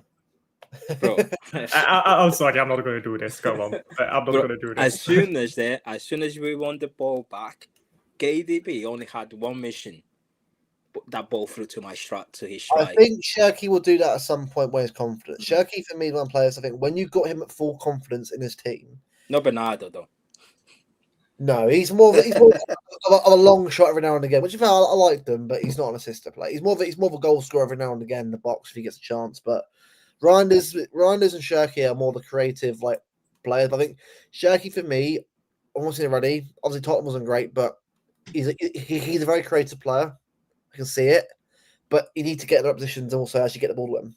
So it's a connection between midfield, Shirky, Haaland. Yeah. But it's not there yet. It will be at some point. But Yeah. This team will get better over more games. We need more games. It will. Because right now it's like one game, win, loss. I need a game here and there in a week. It's like I want a game against Huddersfield now. Play him now, get some appearance in the team, win the game like 2 or 3-0. I want him to start against Brighton. I want to see a team where we're building a spine. What are we playing against Brighton? Because my idea... All out attack. Fuck it. Why not? 5-3. I don't give a shit about clean sheets. I want to win.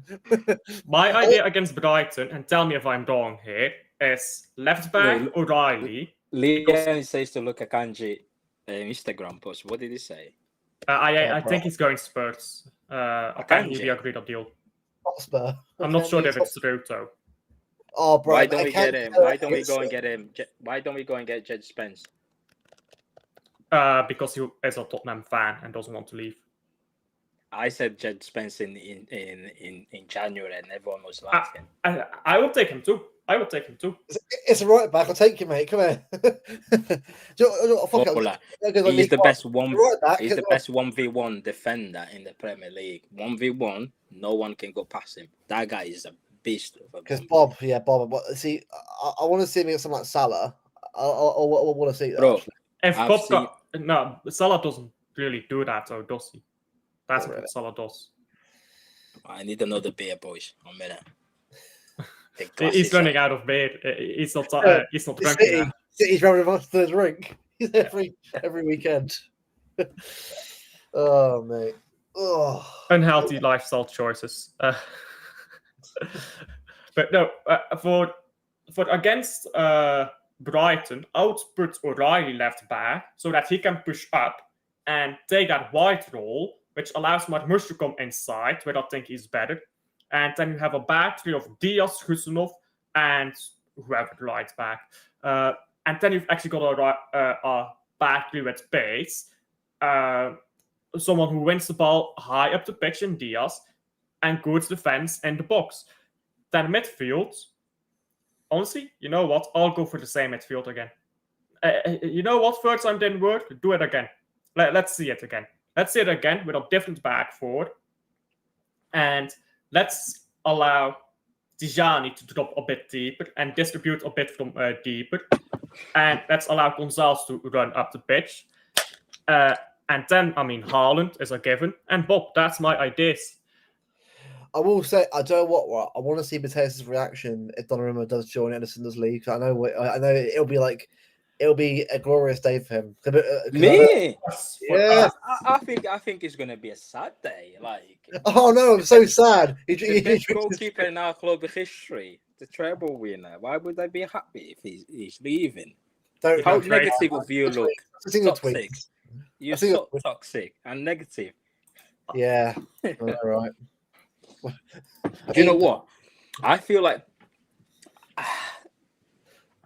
for me it's like kind of 50-50. I don't think Ederson is gonna go. See, I will have done Donnarumma, especially in the Champions League game, because it'd be crucial for them kind of games. But yeah, bro. The issue is, right, Trafford for me is a player that will get better over time. He always the case anyway, and I think he will get better over time. Trafford. Yeah, but we need to play it right now.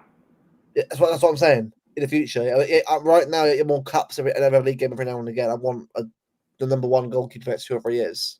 That's what I want. When people keep telling me, we need a goalkeeper that can help us in the build up, playing out the back, and I look around, one of the best, the biggest club in world football, Real Madrid, they've got a giant in goal, Thibaut Courtois. And I ask people, if Thibaut Courtois was available, would you go and get him and get rid of Ederson? Yes. But a lot of people were saying yes, and then I replied to them. Then, they're playing out the back is not important then, because you were willing to get rid of Ederson to get Thibaut Courtois, a guy that can't kick a ball, but he can make saves. Hey, United fan in chat, by the way. Big up Grimsby. Yeah, Grimsby. Right. Bro. See, that shootout, honestly. See, right now, I would get rid of Ederson, Gundo, Akanji, Ortega. Bring in another goalkeeper. Bring in a second striker, if possible. If you can't get a second striker, bring another forward in. And then I can sit down and say, we are set. Yeah. If there is an offer for Rico Lewis, get rid of him. Go and sign me. Yeah. A stopgap right back. Go to Crystal Palace. Matikash. No, forget about Matikash. What, bro? Go to Crystal Palace. Yeah. Put 35 million on the table. Get Munoz. Yeah. I don't want to hear, he's 29, he's uncle. No. Stop this bullshit. Yeah, because we need professional in that position. If Munoz, we can get the best out of Munoz, like for the next 2, perhaps even 3 seasons. A push, he can get there. He's strong. He's very good defensively. He's fast. He can go up and down the flank. You can get the pass out. Like we can we can fix that position for 2 to 3 years whilst we're trying to find out the right back for that. For the future, because Rico Lewis, I don't see any point of you keeping Rico Lewis, a player that he's not good enough to play right back. He's not going to be playing midfield ahead of the players that we have available. Where does he play? Nowhere, let's be honest. But Mateus, I have an idea. So you want to get in a new attacker, you want to get in a new right back. Let's say Munoz, but Munoz is not homegrown. Okay, and so you need to keeper. Yes, we'll get to that. But Munoz is not homegrown. So you need to get rid of a winger who is not homegrown and replace him with a homegrown player. No. You get rid of Gundo, non-homegrown. You get rid of Akanji, no homegrown. You get rid of Ederson, no homegrown. You get rid of Ortega, non-homegrown again. That tax is going back and forth to the ground right now. Get fucking out. Yeah. And you get rid of either Doku or Savio, not homegrown. You can go to West Ham right now. Get Jared Bowen. You know what? I would love Jared Bowen actually, but I need to take the piss. I need to take the piss here. Fan base wouldn't. I'm like, what is this wash club? It's Bowen, yeah, they're good. He's good. Bro, No, he's Jared Bowen would score a double digit in that team. No, he would. He would. The fan base, mate, is all about winning names. Like, I'm sorry, I want the best players. See, I've got a lot of problem with our fan base. Yeah, you lot in the chat. I'm coming for you this season. Every single one of you. I don't know what you guys think that this sport is. Yeah, the amount of things that I see on social media. Yeah, you lot. Yeah, I don't know what you're trying to build. I don't know whether you think this is Epstein Island. You're so in love, yeah, with kids. It's the obsession that this fan base has with kids it baffles me. Yeah, like you know, back in the day, I'm an old kid. Yeah, back in the day, we used to sign striker that they're like 28, 20, 27, 28 years old. Grado, 29 at their peak. Grado. Right now, you sign fucking that guy. Who's that guy? Don't fuck that guy, please. No. Who's that guy? No. Who's the guy? Tijani Reinders, yeah? He turned 26 the other day, yeah? And Man City was posting happy birthday. I was looking at the comments. Oh, I can't believe he's 26 already. He's getting old. Bro, he's fucking 26. You fucking... What's this obsession with teenagers and kids? This football fans are... See, the problem is they like kids 19, 18, 20, so they can edit a picture, all them together with their age underneath, or they can edit a video with Drake or some rave song background, and they say, oh, we're gonna cook, we're gonna be eating good for the next 10 years. Fuck off, bro. The word punk has ruined this fan base. That word, honestly, last season, bro, they're not old. Look, Gundogan's 35. That's pretty old. Cover and Bello not old as well. 31. I was like, that's bro. Not old.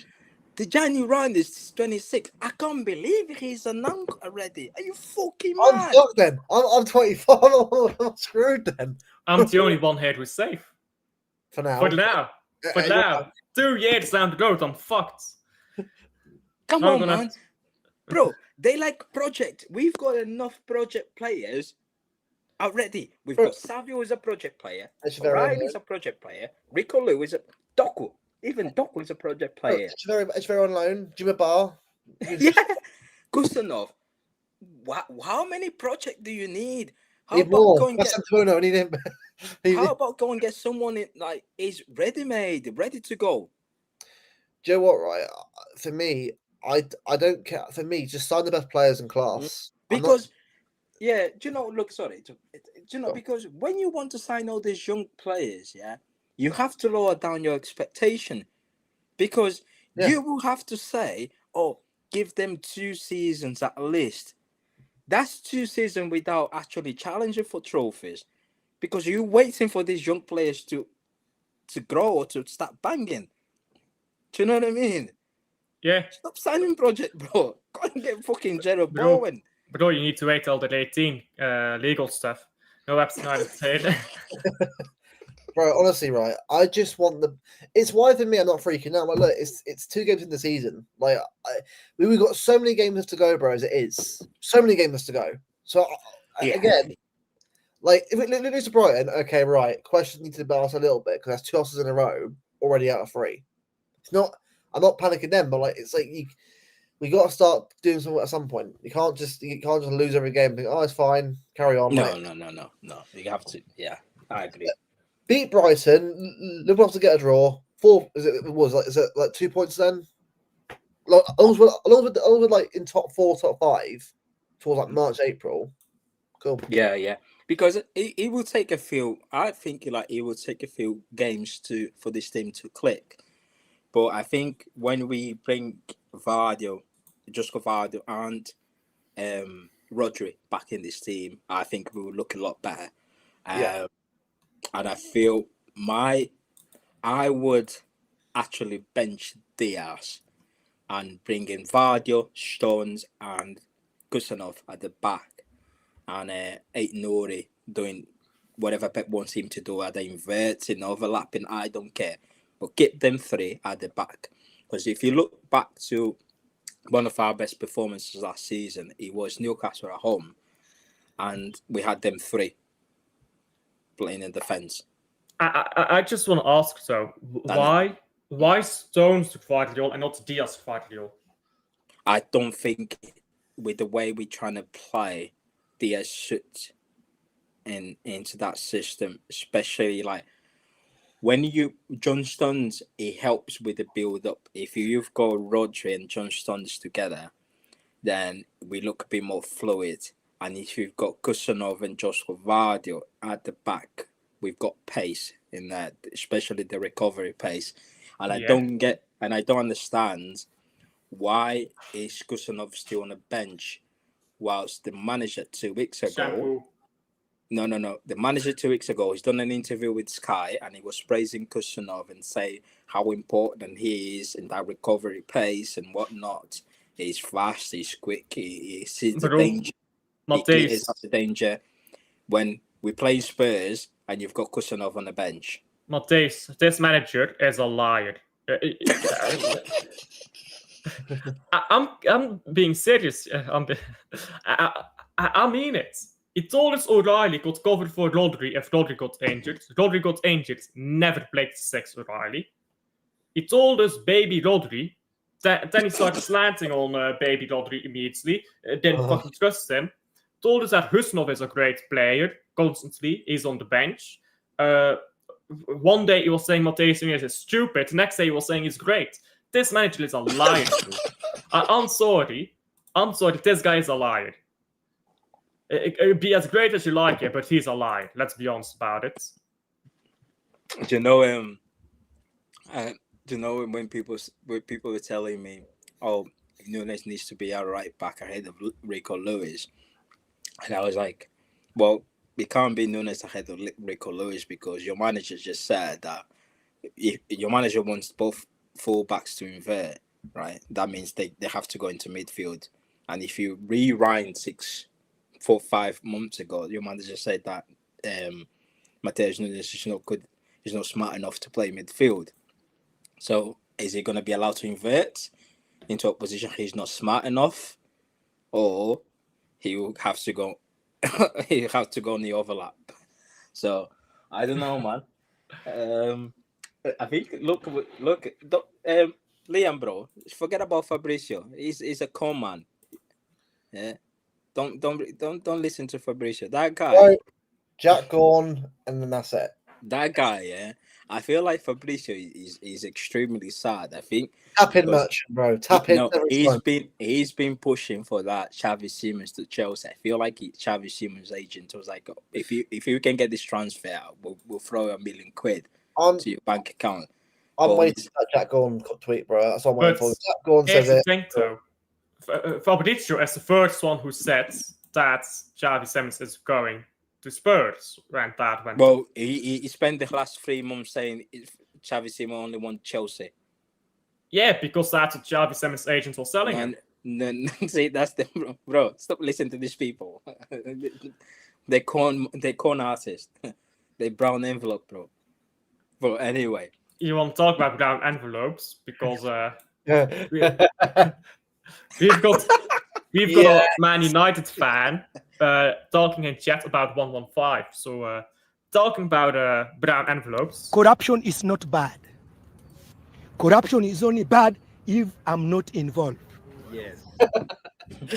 But if I'm part of that corruption, I'll defend it. Beautiful. Defend it. The guy has been pushing out for fucking Garnacho to Chelsea for like months and months, yeah. And he was kind of doing the same for Savio. And the problem is, I don't know what I found fascinating about the guy. He twists. He twists. Well, I'm twisting now. He twists the same thing, but he changing it a lot, just a few words, and I'm like, And it's like I was reading out. I think it was the main news when he broke, and was like, main news wants to go on loan, bro. And then he tweeted again today. I'm like, bro, you've said that yesterday. Just chill. And now he kind of see the way he kind of messed it up now, because this every time he tweets, he say, "Here we go soon," or "Here we gonna expect it soon." How about you just tweet it when there's a "here we go"? Because people want to see bomba. Do you know what I mean? You don't, because when you say "here we go soon" and an hour later you tweet "here we go," everyone is just whatever. Do you know what I mean? Yeah, You killed it. What the You killed it. finish? Yeah, you killed it, bro. It's like battering a relegation team at 7-0 and getting 8th goal. Oh, yeah, cool, all right. Yeah, you killed it. Here we go, expected soon. Here we go soon, All bro. right, Ornstein on like, all right, Ornstein. Yeah. I'll give you it. And then Jack How Gordon. I'm here. Yeah. Yeah. Rather than tweet "here we go soon," how about you just tweet when there is a "here we go"? No, marketing, marketability. I've got to get the tweets. I get engagement up. Oh. Engagement watching, bro. If Edison leaves, Donnarumma will join. Really? Do you know what, mate? Do you know what? My whole life, mate. Do you know what? I can't know because he hasn't left the club yet. He's still in. Bro, That phrase, mate. I'm going insane. Bro, the amount of time he said that, and you know, Hadu on Twitter. Yeah. Hadu Christian. I'm like, I think he had enough with Fabrizio. It's like the door can leave. Oh, the sun can go. It's like I'm like I can't. Like, I'm trying to reach out and touch it. Does Edison have some like insurance at Man City, by the way? Like, what is this? He should bro, nah, honestly, man. Just stop me, yeah, Fabrizio. Honestly, bro, the amount of recycle that guy does, yeah. Deadline day, he's gonna cook. He's gonna like the amount of tweets are gonna come on deadline day. It's over for Twitter timelines, mate. Every minute. Do you know when they get something wrong? Yeah. Do you know what they use now? Hijack the deal. We're analyzing the move, perusing, persuading. Like, how much does said player pay the money? Get on with that. I'm not bothered by. I'm surprised that he didn't use the word hijack for the Xavi Simons to Spurs. Hijack. Hijack. This guy, man. This guy. Here we go. Bro, the use of the siren and bomb emoji has been constantly Let's used. launch. Let's to be fair. To be fair, I use that a lot emoji in my titles all the time. So I can't speak on this one. Bro, madness, man. Honestly, yeah. I feel like I see. We've got the transfer window shots on. Is it Monday? Yes. 12 or 5 p.m. 5 p.m. It's Monday. I don't know Monday, the exact hour. Well, it's 7 p.m. Monday. Yeah. Is it 7 p.m.? Yeah, it's on. Thank God. No more 10 p.m. Oh, deal sheets are in. Oh. Which means there's still time for Edison to leave and Donnarumma to come in. Oh. Do you know back in the day? Yeah, look, you remember we used to have news of transfer in the bus. You know, when you got to school and there was a newspaper in the bus, and you just used to read on the back page. You know what I mean? Yeah. And then we used to get home. I put on Sky Sport for deadline day. Advanced thoughts. You know what? Everything is done. Like it's tweeted everywhere. Everyone is a 90K. There's a billion account of journalists. Future. They write in the bio, yeah. Future writer. Future journalist. Oh, fuck off. You know what the thing was, yeah? Back in the day, because I grew up in Belgium, of course, so I didn't know what transfers Man City were doing. So I only knew what players Man City had signed and sold when the season actually started. Because it also any of that stuff on the internet back in the day. I just had to wait. Season starts. All right, do we have in squad here? Yeah, nah. It's like, bro, when you go on Twitter, yeah, it's transfer news everywhere, bro. It's mad. People get more excited of a transfer news than match day. Bro, it's like, oh, I don't give a shit about him. This is the player we're linked with. Bro, we're not a transfer fan. Go on career mode, dude. That's what I do. Buy this player. Career mode isn't enjoyable anymore. Bro, do you know today's Friday? Today's Friday, yeah. Like me, people, we use always fucking out. It's the weekend. Football is on. Do you know what I mean? Like, it's exciting. Oh my, I can't wait to watch my team. But now, yeah, fucking hell, am I gonna hear it? The here we got tomorrow. It's not got the football anymore. It's the here we got tomorrow, bro. Dopamine hit. That's what it is, isn't it? That's what fucking is. Fan base in the mud, bro. It's in the mud. They're in the mud. And these people, by the way, if we ever go to shit, bugger off. I'll change our account to someone else. Too many cuts in Pebbles. Let's lounge. What? bro, that guy, right? All biggest things right. Right, okay. And how about you launch yourself into space, mate? Do me a favor. I've got a family. But why are you on Twitter putting your name? Right, I'm sorry. Right, which ex-journalist would do a random Twitter account on Twitter called Existon? Former journalist. Yeah. What are we doing here? What are you wasting your time for? Wasting it on Rodri season? Ireland-esque. What are we doing here? Just fucking. He said that I think he turned 60 the other day. I think he was celebrating his birthday. There's no way that guy is older than 12, but I'm gonna be honest. No. Bro, come on. I've got one really. Yeah, you're onto your 60s and you fucking open a Twitter account and your slogan is "Let's launch." Do me a favor. Yeah. You're 9 years off of retirement, mate. You might as well just launch that. Get the pension in. You know what I mean? Washed platform.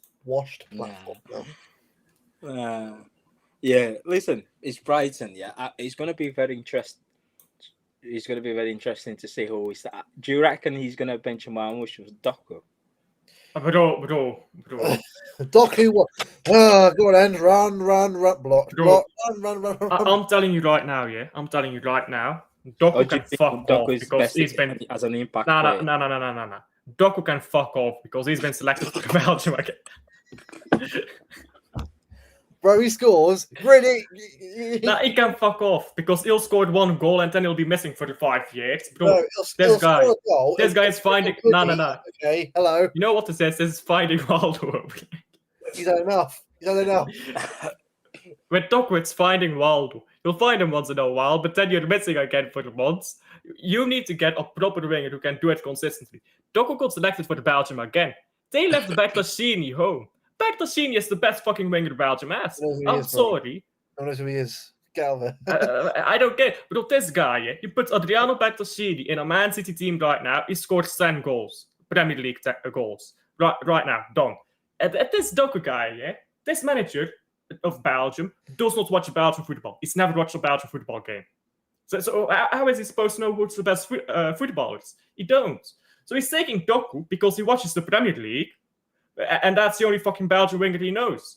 So Doku is out here again. Doku needs to fuck off, man. I need him to never touch a pitch again in a top 5 league, or otherwise he'll keep getting called up. What about his take ons?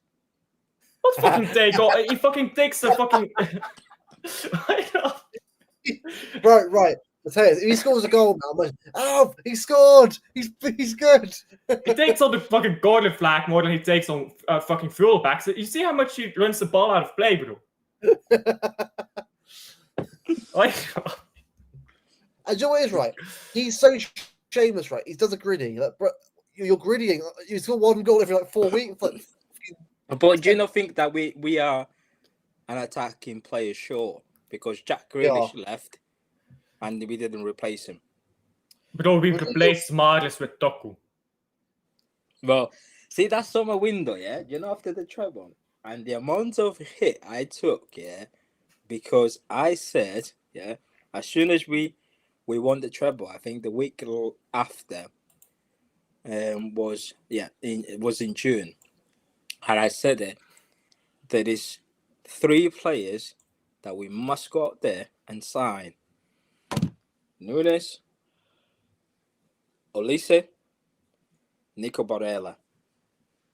Straight away. I Them rate 3. Barella so highly. I don't get why people don't like him. People say, oh, he doesn't want to leave Italy. No. It's not about him leaving Italy. Inter that summer, they had an FFP problem that they had to accumulate £100 million in players sale. That's why they had to sell Nana, and Barella was available for £45 million, 60 million euros at the time. Yeah, Olise, he wanted out, but Palace was only willing to let him go for £54 million. I said, go and get Olise right now. But his injury, we don't know the extent of his injury. We bought Gundo in fucking crunches. Yeah. Huh? So we can Forget sell about Kovacic in crunches, by the way. Yeah. Forget about his injury. He's a quality player. Mahrez is going pay 54 million that Palace is asking for Olise. He's a 22-year-old. He can fit in that homegrown quota, yeah, because he's been in the country for God knows how many years. Yeah, he's a team. He used to play. He was just the academy, whatever. Yeah, go and get him right now. He's going to be a quality player in the next 2 to 3 years. Fast forward 2 years, he's one of the best players in Europe. Yeah, Gundo was leaving. There was a £45 million player available in Nico Barella.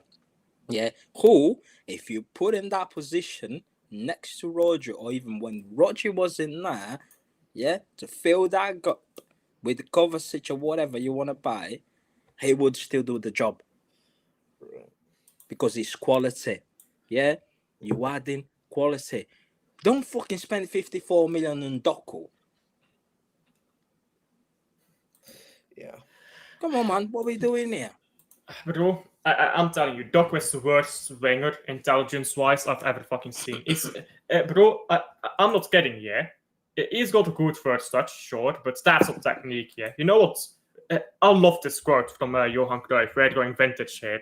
There's a Johan Cruyff quote, and it's, technique is not flick overs, dribbles, or fancy touches. That's what you do in a circus. Technique is you get the ball, before you even touch it, you know where it's going. When you touch it, one touch, perfect rate of pass, into the direction of your teammate, he receives. That's technique. And you can't learn that. Doku can't learn that shit. Bro, I fucking love that quote. No, bro. We 10 months ago, exactly 10 months ago, we were in a stream in Luke's channel. It was me, Luke, you were there. They bring back the blues. What's his name? Steve? Lewis was there, and Cal, yeah, we were discussing Doku. And I said to everyone in that stream, yeah, in 2 years' time, Doku will not be a Man City player. He has the ability to play for a top club, but he hasn't got the brains to play for a top club. That's the difference. Bro, he hasn't got brains. It's not there. Right, okay?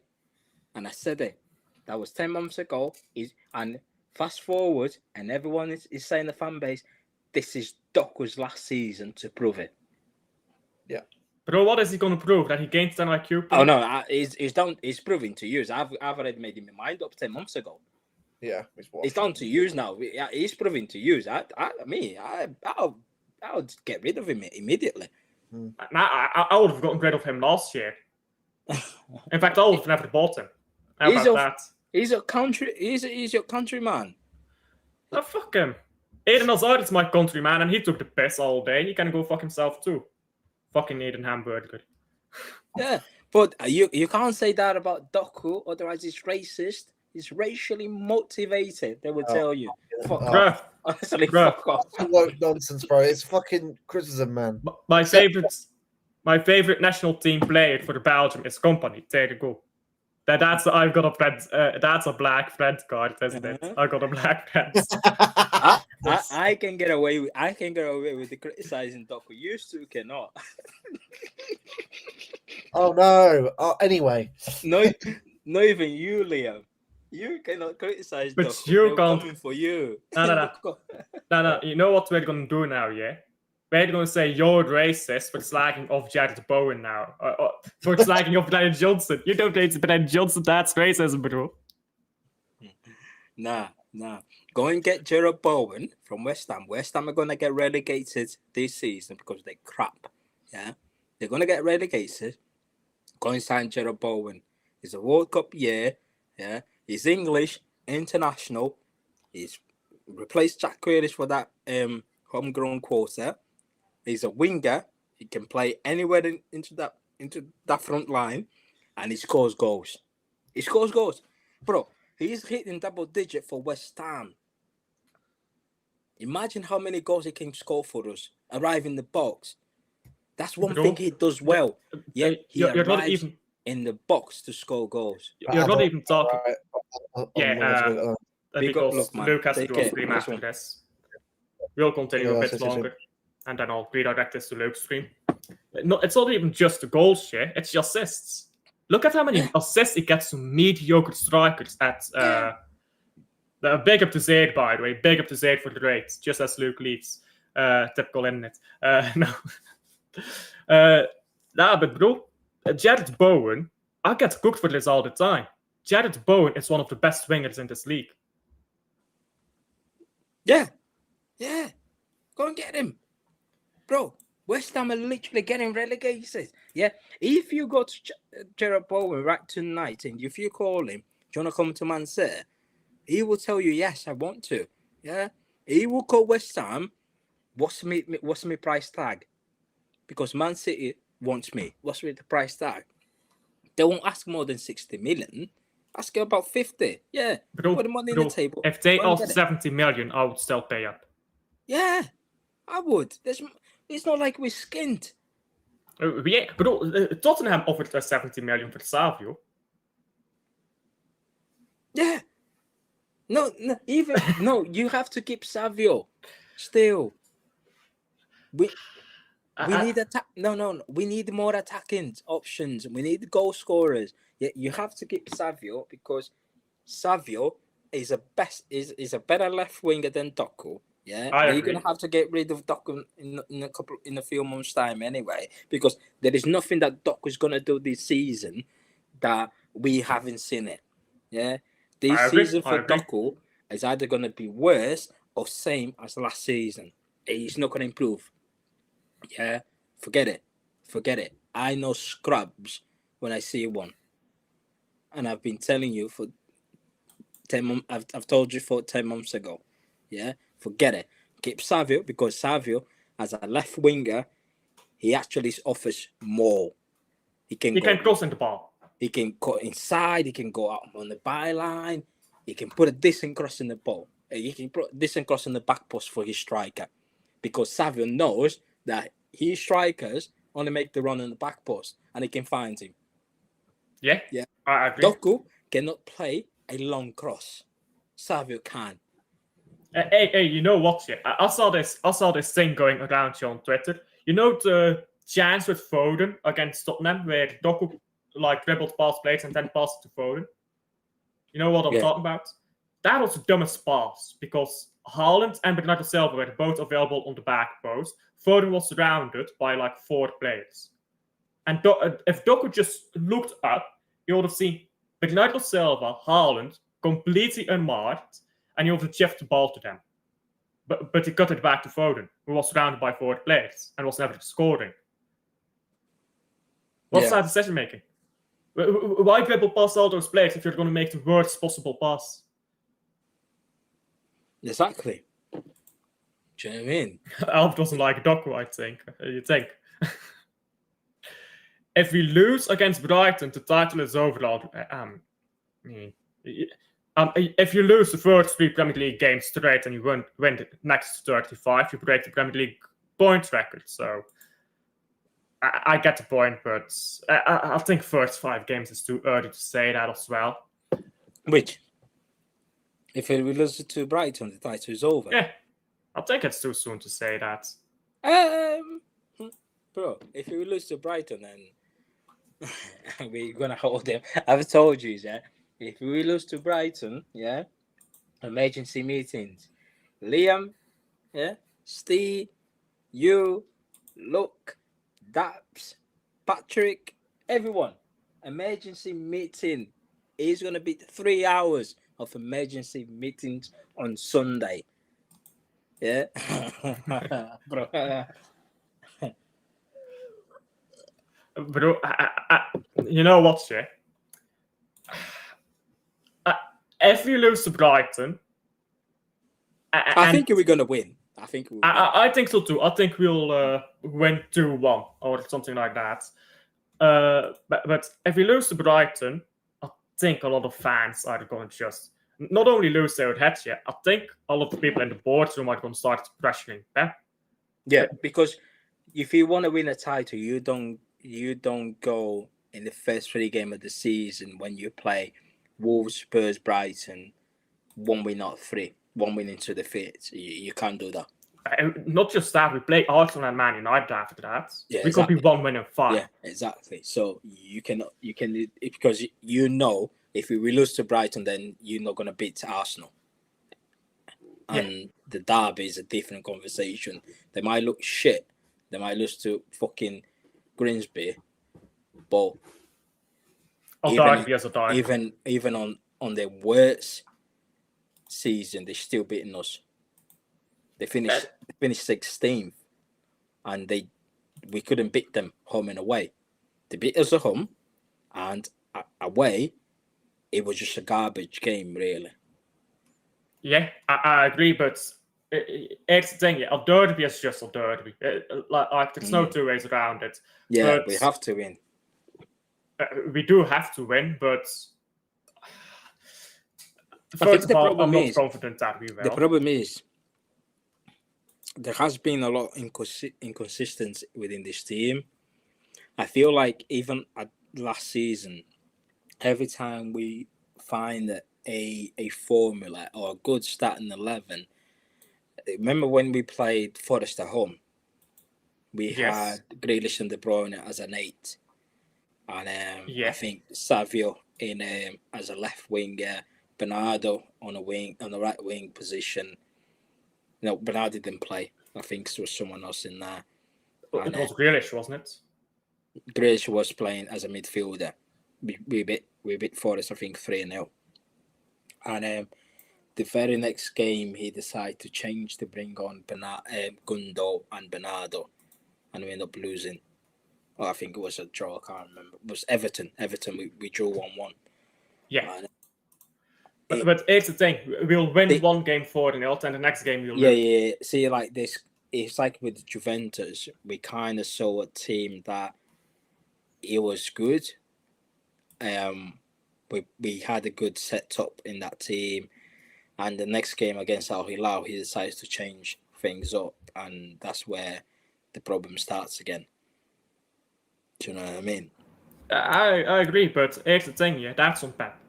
Like, that we don't have a right back. We need a right back. I blame that on the board.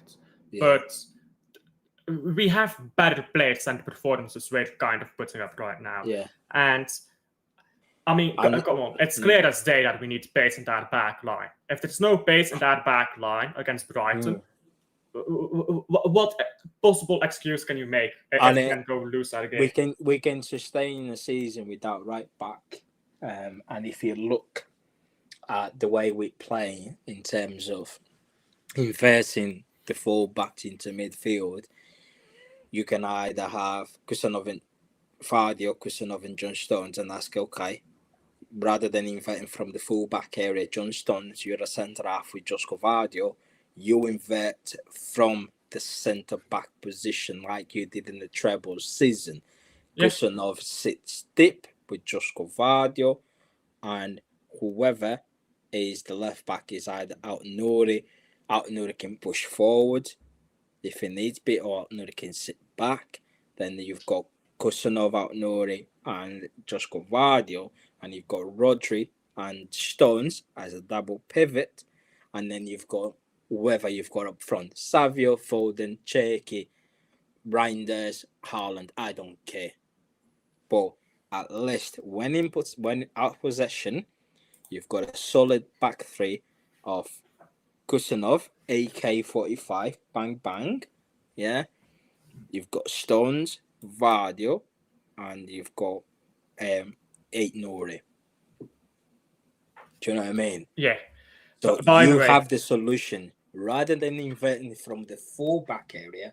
You've got John Stones who can literally do that job better than anyone, inverting from the centre half. I mean, I agree. I agree, but I don't know if he can do that anymore. John Stones? Yeah. Oh, he can. Oh, yeah, he can. Yeah. John Stones is our best centre half, bro. I think. I mean. Okay, if John Stones cannot do it, then because the fullbacks are inverting anyway, then you've got Eight Nori inverting. Yeah? Yeah. So even if you invert Eight Nori, then at least you've got Stones, Vardio, Stones, and Akanji as a back three. And then Rodri, whoever is the inverse in Eight Nori and Nico and Reinders in there. You get me? I get you, but it's the thing, yeah. It's what I would do. And I don't disagree with you. It sounds good on paper, yeah, but it's what I would do. I would play Ait Nouri if he's fit on left back. Apparently he is. So I'd play Ait Nouri left back. And then I'd have Vardiol if he's fit. If he's not fit, I'd have Rusinov. Depends on fitness. And I'd Would you play Rodri? I don't know how fit he is. I would play Rodri. I don't care. 30% Rodri is international break. Play him. Fair enough. If he refuses to go on internet, he can make up some bullshit injury to refuse. We need to win, Alfie. We need to win. But we can't win without Rodri. If we can't win without Rodri, we're not improving, bro. If we cannot win without Rodri, we're not improving. Even 50% Rodri, yeah. For this fixture before international break, where we have to win because we know that in Arsenal, Liverpool, any one of them will drop points. Whether the Arsenal will beat Liverpool, Liverpool will beat Arsenal, or it's gonna be a draw, whatever. Yeah, one of them teams is gonna drop points. We have to win this match on Sunday before we go into the international break. At least we can go into international break, yeah. 6 out of 9, yeah. 2 wins, a defeat against Spurs, which we can look back at it at the international break. Okay, it's Tottenham, but we played well against Wolves and we played against Brighton. We move on, yeah. We get players back into fitness after the international break when everything starts with Champions League and whatnot. But we have to win on Sunday. And Rodri, 40% Rodri, 50% Rodri. For me, he starts. Matthijs, I'm going to quote Marvel here. I'm going to quote a Marvel movie. If you're nothing without the suit, you don't deserve the suits. I'll bet that's you know. Spider-Man. Yeah, that's Spider-Man. That's Marvel. Oh, bro, fuck it. Nah. This is not Marvel. No. No. Alfie. Marvel is Arsenal. They do phases. Phase 1, phase 2. We're gonna bring in Thanos. We're gonna bring Jokeris. No. This is not. We're not Marvel. We're Man City. Nah, if we cannot win against fucking Brighton, with all due respect, on mid-table team. I need a kiss, bro. 1 minute. Yeah, go ahead. If we cannot beat Brighton, a mid-table team, without Rodri, we don't deserve Rodri. We can't be dependent on... We can't be Barcelona 2019 here, winning a league title because Lionel Messi exists. Barcelona had no right on that league title. They would have not gotten top 4 without Lionel Messi. That's how bad they were. We cannot be a team that cannot get top 4 if we don't have Rodri. That is my take on it. We must have Rodri. That is not healthy. If we need to stop doing this, we must have Rodri stuff. Right now, we must have Rodri. Fuck Rodri. He's only going to be here for 3-4 years more with the injury he's had. Learn how to win without him. Once you can win without Rodri, you can win very good with Rodri. That's my thing, yeah. We're too dependent on Rodri. And he should not need to play. He should not need to play against Brighton. Cool. No, he should not need to play. He needs to play. That? Rodri. Rodri, oh yeah. if we need Rodri to beat Brighton, we're not improving. No, it's not more like we need Rodri. We need to get Rodri back into full fitness. You don't do that by rushing him back to Brighton. We're not rushing him back. Rodri's been fit. Yeah, but we said that at the Club World Cup and then he got injured. No. Rodri has been fit. Rodri's ready to play, bro. We said that at the Club World Cup and he got No. injured. Rodri has been fit. He's ready to play football matches. Then why did he not start against Spurs? Rodri? No. Rodri got called up for Spain because he's ready to play. The reason So why John Stones is also fit and ready to play every time he gets called up by and English. Johnson started 2 of the last 2. And he didn't play in the Club World Cup, by the way. I mean, yeah, that's true, but No. That means we can rush him back. Alfie, forget about these. They're paid employees. They paid to do a job. They need to play football. Yeah, sure. They need no. to do that, but Yeah. You're not rushing him back because there is an international break, Alfie. He played. I think he played around 30 minutes against Spurs. He came on 65, 25 minutes. Something like that. Yeah. He's ready to play. He's been training for weeks and weeks, bro. Stop cuddling, yeah? Put him on the pitch. Sure. But what's the point in this rebuild if the solution is Rodri? Bro, no, the solution is not Rodri. Yes, it is. You're saying he has to play now. No, we're asking our best players to play. Are you going to bench Haaland? He's not injured. No, he's not coming off an Rodri. ACL. No, there's Rodri. Rodri is coming off an ACL. Well, that was months ago. But you don't recover from an ACL in months. Did you not see Rodri at the back end of last season? Yes or no? Yes. Did he start? When did the last season end? Was it May? Yeah. So what month are we now? August. End of What's your August. point? End of August, nearly September. How long has it been? What's your point? He got injured again in the Club World Cup. Bro, Johnston has been injured from May. He picked up an injury from May up until now, and he's starting football matches. And he'll get injured again. No. He's made of glass, bro. No, he's our best player. He plays. Stop this. Oh my God. See, the problem is we need to stop being scared of, I don't want to rush him back. No. He's ready to play because if you don't play him, yeah, there are more chances of him getting injured, yeah, without playing football, yeah, then, yeah, there's more chance of him getting injured without playing football if you don't play him. He needs to play football matches. Doesn't mean he has to start them. Bro, no, he has to start. That's not building up to fitness, though, is it?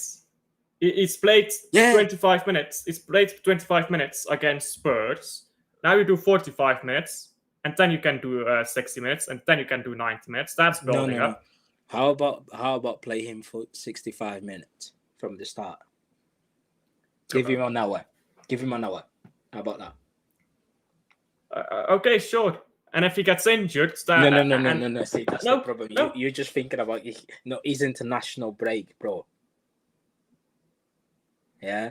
He can call up he can play full 90 against Brighton and call up his Spanish manager and say, I don't want to come in. I'm not feeling well. It's fucking friendly. Come on, man. Well, it's World Cup qualifiers, I think, but it doesn't matter. Let me just read a comment here. I don't know how we will sell Edison to Galatasaray and sign Donnarumma on deadline day. That's too much. What do you mean that's too much? I mean, it's just documents you need to sign. It's just documents you need to sign. Putting your signature on something takes like 5 minutes. Yeah. That's a great comment by Luke. If you don't want to play Rodri now, when do you want to play him? Would you throw him in the derby then against Arsenal? Neither of those games I'd start him. I began starting him in October. Bro, come on, what are we doing here? He's a football player. I'd start starting him in October. No. Why? Because that way he's got more than the minimum rest, which means you're almost guaranteed he won't get injured. Where did you? I keep saying this thing going online that, oh my God, he's only fit until September, October. Where are people getting this information from? Look up how long does it take to recover from an ACL. No. Stop diverting. You're not a politician. Yeah. He didn't study law. Yeah. Well, I did. I'm an accountant, but... Where are you getting this information from that he only stay fit in October? I'm using fucking Google. If you get an ACL injury, it takes a certain amount of time to recover from an ACL. That's him against Brighton. Playing now, 65 minutes. We winning the match. Bring in Nico Gonzalez. We go in 2 weeks international break. We come back. He started playing again. Simple as that. Sure, if he doesn't get injured before that. I don't care. Stop thinking if he doesn't. What about if he doesn't get injured? How about that? Great. Yeah, there you go then. Stop thinking about injury, bro. Come on. Oh, okay, it's like you telling me. Okay, so it's like you telling me don't play Josko Vardio because I'm scared for him to get injured. Matthijs, let's go to the casino and let's play blackjack. Would you play Josko Vardio on Sunday? I'll come back to that in a second. Let's go to the casino and let's play blackjack, yeah? And let's put our houses on a game of blackjack. And if you lose, you lose. But if you win, oh my God, you win massive. That's what we're doing here. Go to the casino and play blackjack. I'm not playing blackjack with Rodri. Bro, this is football. Forget about your casino. Casino, you fucking use it, them fucking fingers in there. This is football. It's real people. Forget about this. No. You play him because the difficult feature that is coming up. You want to get your Ballon d'Or up to speed as soon as you can. Yeah, because you know if your Ballon d'Or isn't there and you've got your best striker, you've got your number 8 into Giant Reinders, you've got your Vardios, Stones, and bloody AK-45. Yeah, you've got that foundation. Yeah, all of a sudden your team, because you need to be aware that we need to bring that fear factor back in our team. Yeah, right now we've lost the fear factor. Yeah, it's probably the fear factor. No. Yeah, because we know that we are a much better team with Rodri in there because he's the Ballon d'Or. He's the best player in the world. It's like you say, no. It's like you say, oh, it's like you go to Barcelona and say, oh, we cannot depend just on Messi. He's the fucking best player in the world. Of course, you're gonna have to depend on him. And then Messi goes out, and your season is fucked. No, he's not. Stop thinking that he's gonna get injured. Yeah, he plays against. I would start against Brighton. He start for 16 minutes. We win the game. You can bring in your Gonzalez and whatnot, and your Bernardo's and Gundo. I don't care. Yeah, at least he's got that 1 hour football. He's got 25 minutes of Spurs, 1 hour against Brighton. Yeah, that is 85 minutes. Then you've got the derby coming up. He's got almost 90 minutes under his belt. Yeah, you get me. Yeah, I get you, but come on, man. It's the thing, you can't gamble with your biggest player because if teams start looking at us, they've got Rodri back in there. They look complete different team. Then we've got something. Do you know what I mean? But think the long term. Yeah, Rodri gets injured. If Rodri gets injured, we don't have that Rodri for the half. You want injuries? Injuries are part of football. Yeah, Haaland can get injured tomorrow. Whatnot. Sure, but there's a difference between dying of old age and dying because I shot myself. You know, Rodri was fit from April. Being fit and being able No, to no, play no. 90 minutes No, are no, not no, the no. same thing. You know that Rodri was fit from April. Man City gave him a holiday. That's why he went to Dubai in the USA. We was watching NEP and whatnot, but he was fit to play football from April. Yeah, but what does that mean? Fit to play 5 minutes? Bro, it's fucking nearly September. How much are you going to protect? How much are you literally just bench Rodri? How long are you going to bench him for? I told you, until October. No, because there's the higher chance of players being more injured without playing football, just being on the training ground, yeah, than actually playing on the football pitch. He needs to play football. His muscles right now, his muscles all over his body needs to play football. His muscles that can't stay on the bench. He needs to play football. He needs to get to that routine of playing 3 days football, man. He doesn't need to start, though. You can bring him off the bench against Brighton. I don't think I'm not winning this argument. I'm like, Jesus Christ. I need another beer. See, my glass is empty. I haven't got no beer yet. Fucking hell. Nah, but I mean, I'm gonna just leave it here, yeah? Rodri, if he's fit to start, great. And you start him, great. And everything goes well, great. And you can win one game of football. And then you've got that fear factor back. Oh, Rodri is back, fair. But if he gets injured, you could have Rodri from October to May. Or you could have Rodri for 5 games and then lose him again. Bro, why do you not think that, oh my God, if you start Rodri, he will play he can play the whole 90 minutes, he's back fully fit? Why do you have always to think about the negative? Because that's how this assessment works. I'm gonna tweet to you very toxic and negative, and I'm gonna tag you to that. You absolute buffoon.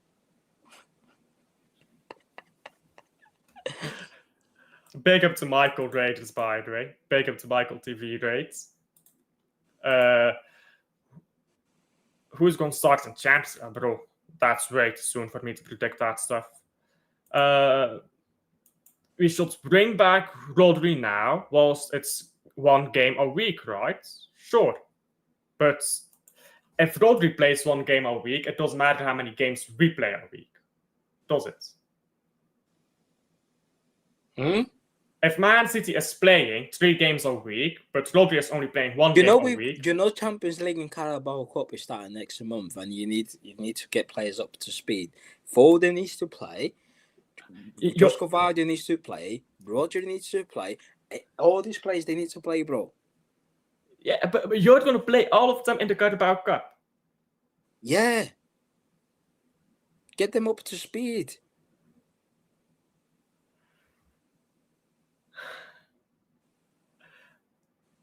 I don't think you seeing you viewing things the same way as me.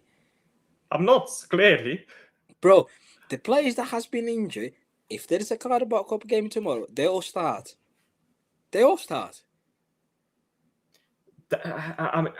Sure, maybe they will. Maybe I'm wrong. But here's my question. Here's my question then. Why did they not start against Spurs?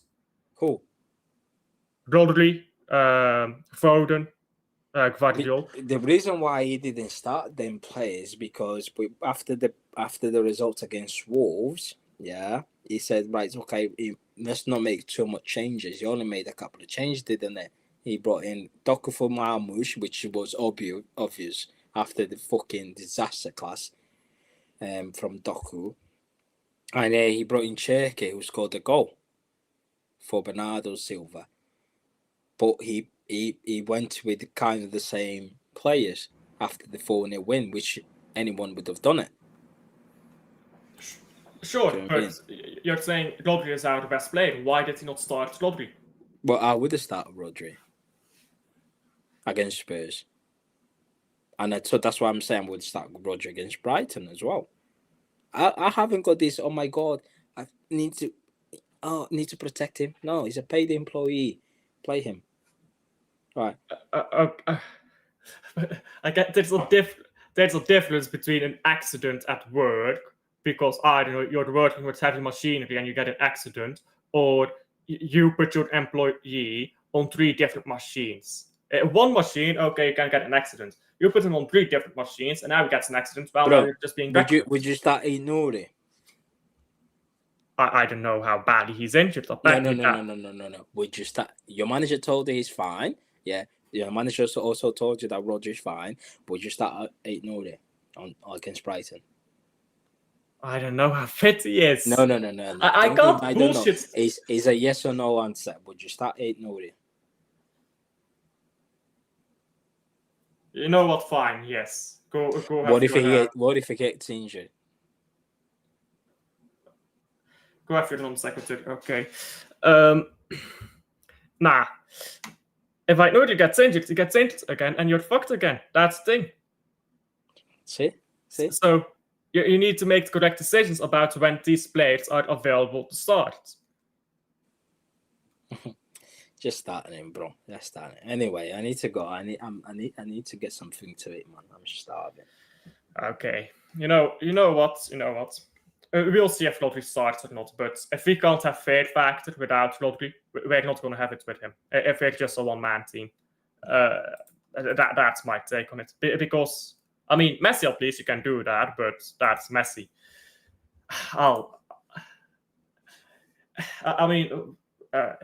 Leave it there. We're redirecting to Luke. We are redirecting to Luke, where I'll be going live again. It's Luke live. Yeah, it's going live now, so I'll be joining him there. So, Alfred, what the fuck is he doing? I don't know. I'll see when I get there. Alfred, and I'll see you guys there. All right, take care.